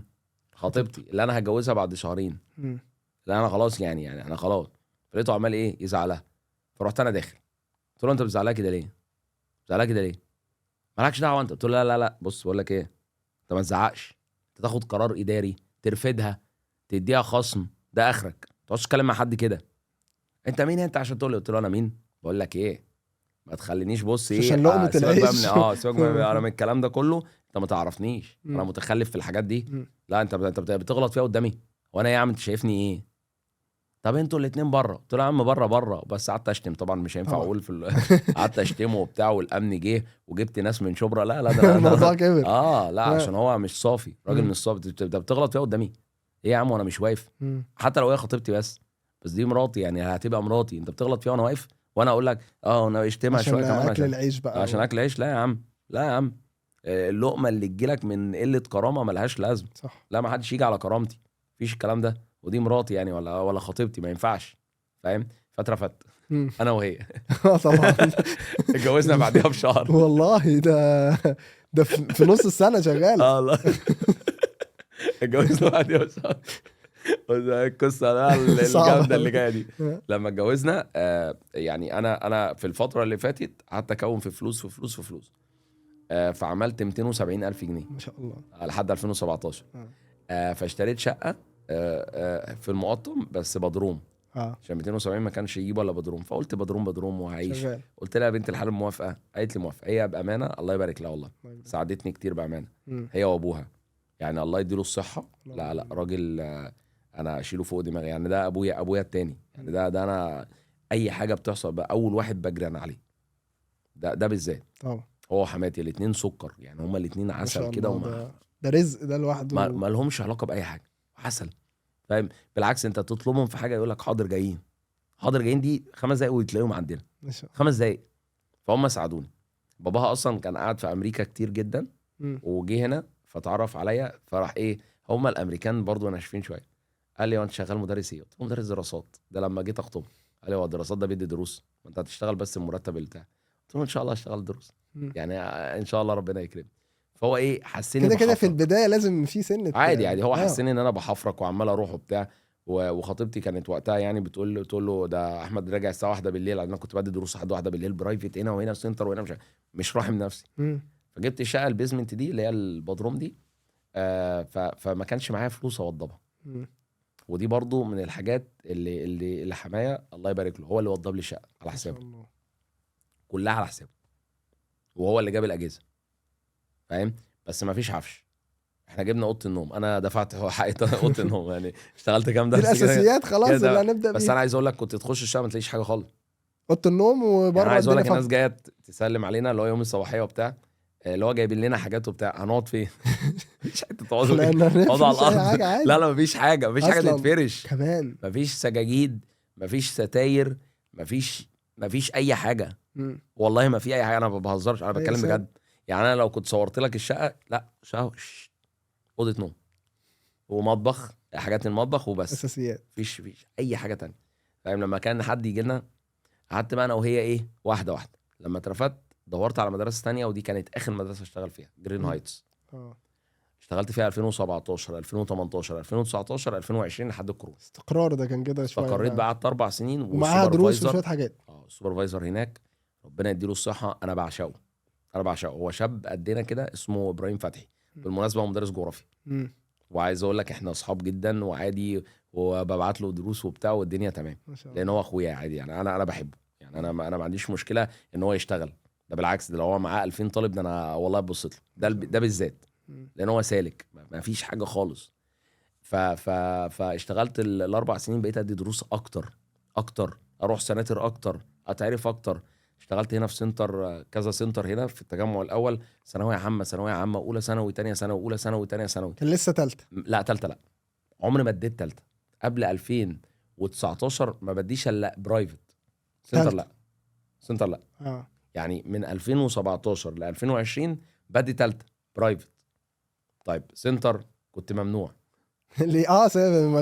سناتر مافيا شويه. لا كانت مافيا صعب لا يعني. كانت مافيا. يعني كان في مدرسين منهم انا يعني بس مش هقول اسامي، كانوا بيمنعوا ان اي حد بيدي اولى وثانيه يدي ثالثه.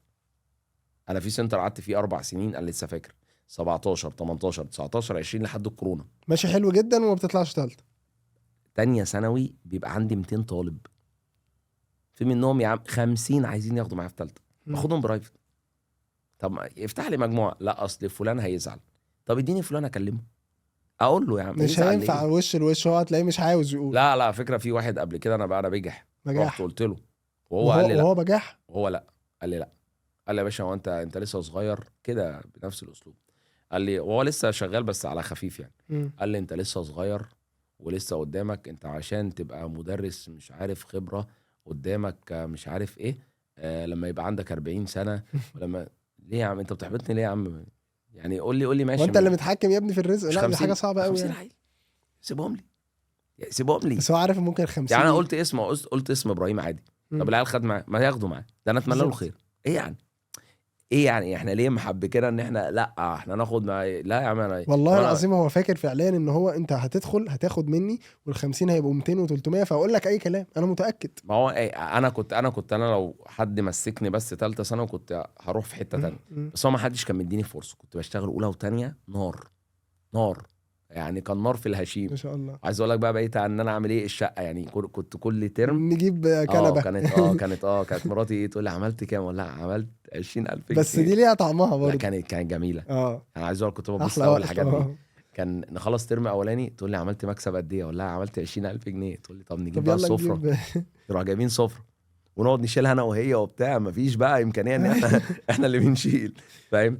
طيب الترم اللي بعديها عملت كام، اقول لها والله عملت 40,000 جنيه. طب نجيب بقى الركنه اللي بره دي، طب نجيب بقى الستاير، نجيب السجاجيد. يا خرابي انت قعدت فتره ما شاء الله يعني كمان يعني. قعدنا من 2017 ل 2019 بنجهز الشقه اللي اتجوزنا فيها.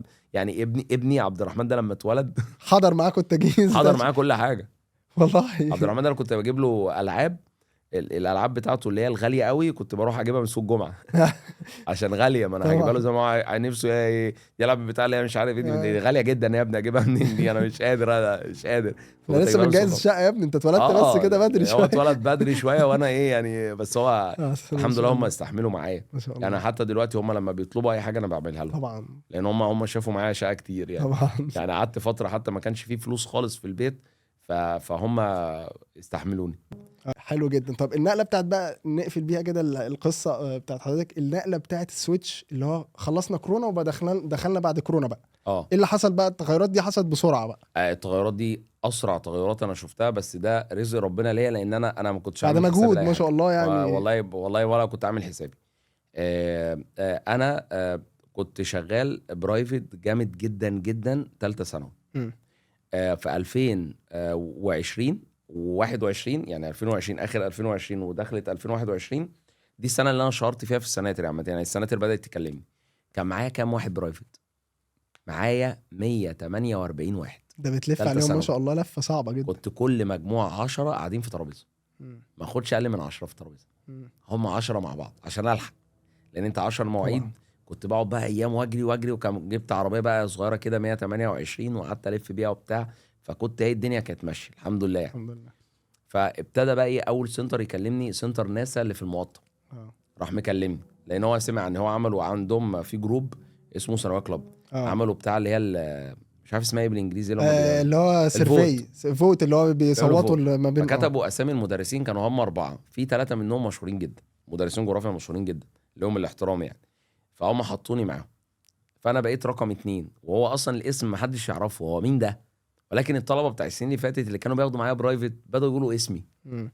فمهم ايه، صاحب السنتر كلمني قال لي طب ما تيجي تعمل مع عندنا حصه، اصل المدرس اللي كان متفقين معاه مرضيش يجي. فقلت له انا معليش اسم. قال لي مالكش دعوه. قلت له هتعمل ده ايه؟ صدفه يعني، جت تالتة صدفه. اقسم بالله صدفه، زي ما مم. بحكي لك على فكره. انا دايما ببقى صريح وما مم. بخافش من اي حاجه انا اقولها يعني عادي. مم. يعني في ناس تقول لك لا يا عم انا عملت لا لا لا عادي، انا بقول لك هو صاحب السنتر اللي كلمني. رزق عشان في مجهود سبحان طبعا. الله. ابنه هو صاحب ثانويه كلاب مم. اللي هو محمود حاتم. مم.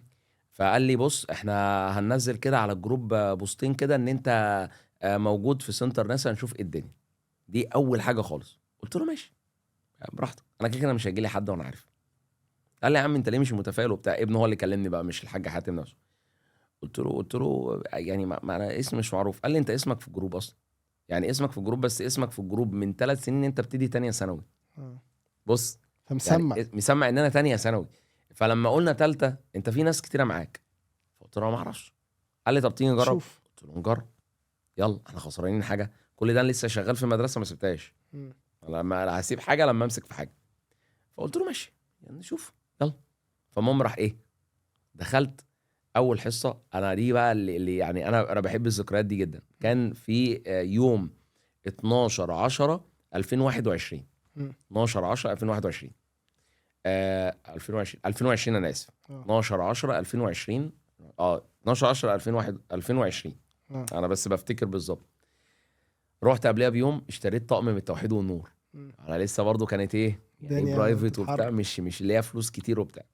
جبت طقم قميص وبنطلون وجزمه وبتاع، وقلت اما اروح ومعايا العربيه 28 ركنتها في اخر الشارع. بعيد طبعا. العيال برضو ايه واجهه بقى وبتاع، هروح ب 28 وعامل له احمد زهران احمد زهران فين احمد زهران ده؟ فدخلت لقيت كام واحد، ودي برضو كانت اول مره اقف قدام العدد ده في ثالثه ثانوي. اول مره في ثالثه ثانوي، مش في تانية. لكن في ثانيه واولى انا 200 و200 وحاجه عادي مش مشكله. كام واحد؟ 43 شخص. ما شاء الله، ده كبدايه تحفه. انا ما صدقتش. انا اصلا خرجت قلت لهم خرجت من القاعه، قعدت اسجد وادعي ربنا الحمد لله يا رب اللهم لك الحمد، الحمد لله وصلت، الحمد لله مش عارف ايه، مع اني 43 واحد. يعني اي حد يقول لك ايه يا عم ده، لا يا عم بس انت واثق ان شغلك هيجيب. بس فالمهم اشتغلت. لقيت بعديها سنتر اسمه طوارق الحجاز راح مكلمني، باشا في ناس بتسال عليك وفي 13 واحد حاجزين معاك. طب حلو. رحت مديله ميعاد يوم الخميس. دي بقى بجد المفاجاه اللي انا ما كنت دي ما كنتش متخيلها. الحصه اللي هي خلصت من ناسا دي، العيال دخلوا على الجروبات، ده جامد، ده شرحه حلو، ده بيقول حاجات المدرسين التانيين مش بيقولوها، ده مدينا ملزمه. انا كنت صايع في ملزمه، انا كانت نظام جديد ودي كانت اول سنه نظام جديد، عملت اسئلتها نظام جديد كلها وكانت صعبه موت. يعني المدرسين كانوا يعني ماشيين بنظام قديم. انا فاهم. استفدت برضو من خطأ الاخصام، مم. لان هم كلهم ما طوروش شغلهم، يعني ملازمهم قديمه. كنت عملت اسئلتهم بما ملزمة تفسر، حل رحت انا كاملة. عامل ملزمه حل. يعني سيبك من الشرح، الحل. وكنت كل حصه اخلص حته قد كده شرح، بس احل ايه 3 صفحات واسئله ايه موت. فالعيال تاخد الملزمه تروح لاصحابهم اللي بياخدوا مع مدرسين تانيين، تعرف تحل دي؟ ايه ده؟ هو ايه ده اصلا يا ابني؟ احنا في نظام جديد. ايه ده يا عم؟ ده ما فيش في النظام الجديد كده، فاهم؟ فجينا في تبارك الحجاز كام واحد حاجز؟ 13. مم. رحت حطوني في القاعه الصغيره، فانا دخلت. فصاحب السنتر انا بحبه جدا عامه، قعد معايا في جوه بتاع، عاملني معامله كويسه مع اني معايا 13 واحد، ودي مش كل اصحاب السناتر بيعملوها. مم. قعدني وشربني حاجه وبتاع، استنى بس لما جهزوا القاعه. قلت له هم 13 واحد اخش وخلاص يا ما تقلقش، انا قعدت مع 43. انا ما جامد. تقلقش انا جامد بقى. قال لي بس استنى. قلت له ماشي. 13 بقوا 27، نقلهم قاعه تانية اكبر شويه، 27 بقوا 40. في نفس قلت لهم اليوم. وفي نفس اليوم وانا قاعد مع عمال لسه اشرب، عمال اقول بيزيدوا. له ايه انا اصلا ما كانش عندي الا الحصه دي وهروح. فقال لي استنى بس شويه معلش، هاخرك نص ساعه. ماشي براحتك.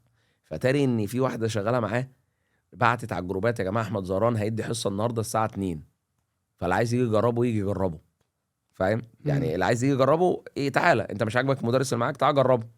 ماشي. قعدت لحد 2 ونص ماسك الساعه، قلت له يا مستر احمد ما خلاص. فقال لي خلاص يا مستر اتفضل. فدخلت القاعه الايه الصغيره. معلش ده صغيره لسه مش عارف اصلا اللي ما بيحصل. اعرفش ايه اللي بيحصل، انا كل ده مش مدرك. مم. دخلت القاعه الصغيره ما لقيتش حد. قلت له ايه ده؟ لا مفيش حد جه. اما انت يا مستر ما انت معدني ليه كل ده؟ قال لي يا مستر خش القاعه الثانيه. قلت له قاعه ايه؟ قال لي القاعه دي. قلت له مش دي القاعه الكبيره قوي؟ قال لي اه. قلت له ليه؟ هو ايه ده؟ اخش اعمل ايه جوه؟ يا عم انت كده هتفضحنا، معايا 13 عيل قاعدهم في القاعه دي. قال لي 13 افتح الباب كده. فتحت الباب لقيت كام واحد؟ 150. 229 طالب بسم الله ما شاء الله. وقافلين القاعه. فانا داخل قلت له انت بتهزر صح؟ ده مين ده اللي هيشرح؟ مين ده؟ قال لي انت. قلت له مين ده ده يا عم؟ مايك، محتاج مايك بقى ما انا ما كنتش والليله بعرف بقى. اشتغل بالمايك، كان لسه. كنتش فاهم، مم. والصوت المايك كان بيضايقني وانا بتكلم مم. كده وبتاع.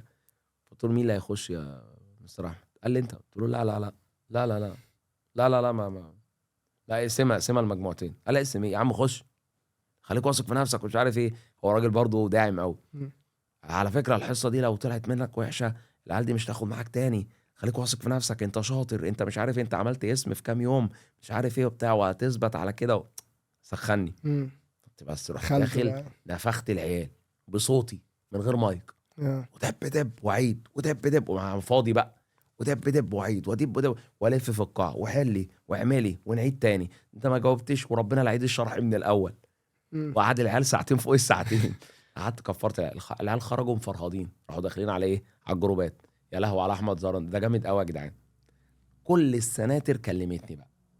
ده بص سبحان الله، كل اللي انا بحكيه لك ده اسبوع، ما شاء الله. بقى لي 11 سنه. وعلى فكره ده بيحصل والله العظيم. اسبوع.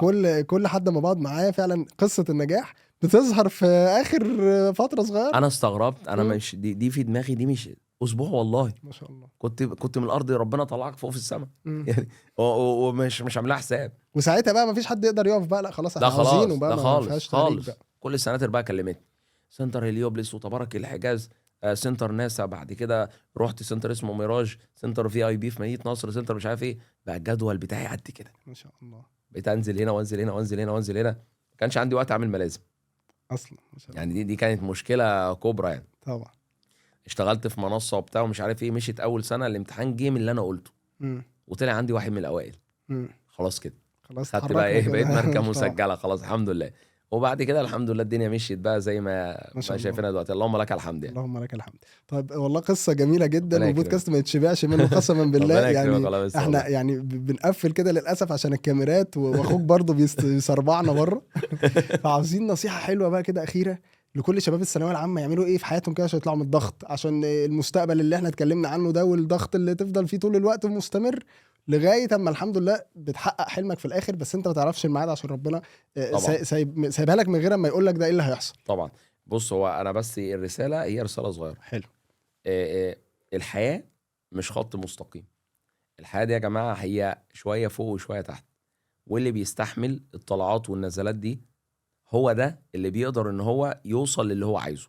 يعني انا ده من مجمل اللي انا عشته في حياتي كلها. انا حياتي ما كانتش خط مستقيم، ولا خط عمال يطلع بس، لا بالعكس، انا نزلت كتير جدا وابتديت من الزيرو وبقيت اطلع وابتدي من زيرو واطلع تاني، ابتدي من الزيرو واطلع تالت لحد ما ربنا وصلني اللي انا فيه.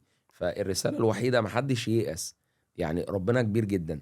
فانت انت مؤمن بالله، فربنا هيختار لك الطريق الصح. ربنا سبحانه وتعالى عمره ما بيسيب بني ادم، البني ادم ده عمل مجهود في حياته. ودي الرساله اللي انا يا ريت الناس تكون مؤمنه بيها وحطها هنا، ان انت طول ما انت بتعمل اللي عليك هو ربنا عمره ما هيسيبك، هيوصلك اللي انت بتحلم بيه عامه في يوم من الايام. حلو جدا جدا جدا، شكرا جدا يا ربنا مستر، يكرمك والله والله يا مستر، والله نورتني. والله انا اتبسطت جدا. انا ده اكتر انا والله طلعت الكلام العظيم. من قلبي، انا في كلام اول مره اقوله لحد اصلا ده يعني. شرف ليا قسما ربنا يخليك يا بالله. مستر، ربنا يكرمك. وفعليا بودكاست جميل جدا ربنا جدا، والناس يكرمك. كلها تستفاد، وقصه اصلا ملهمه والله في كل ربنا يكرمك. المجالات، مش بس في ربنا للشباب يكرمك. الصغير، لا في اي مجال يعني. ربنا يكرمك ف يا رب ويزيدك. ربنا ان يخليك. شاء الله نعمل جزء تاني، ان عشان في شاء حاجات الله. تانية انا اصلا يعني لسه ما عايز لحقناش. تسأل فيها. في حاجات تانية كتير كنا لسه هنتكلم فيها، تمام. فهناخدها في اتجاه تاني، بس احنا نستكفي بالقصه الجميله جدا نعمل دي. جزء تاني بقى، هنعمل والله نشوف ما شاء الله. الجزء الاولاني ده الناس تتفرج عليه، نعمل الجزء نعمل التاني. جزء تاني فيه اسئله تانية. وشرفتني ربنا ونورتني يخليك يا والله. مستر، انا اكتر والله، والله انا اتشرفت بيكم، وشكرا جدا على الاستضافه والله، وانا مستريح جدا. انا اول مره اتكلم كده مم. يعني طلعت كل اللي جوايا.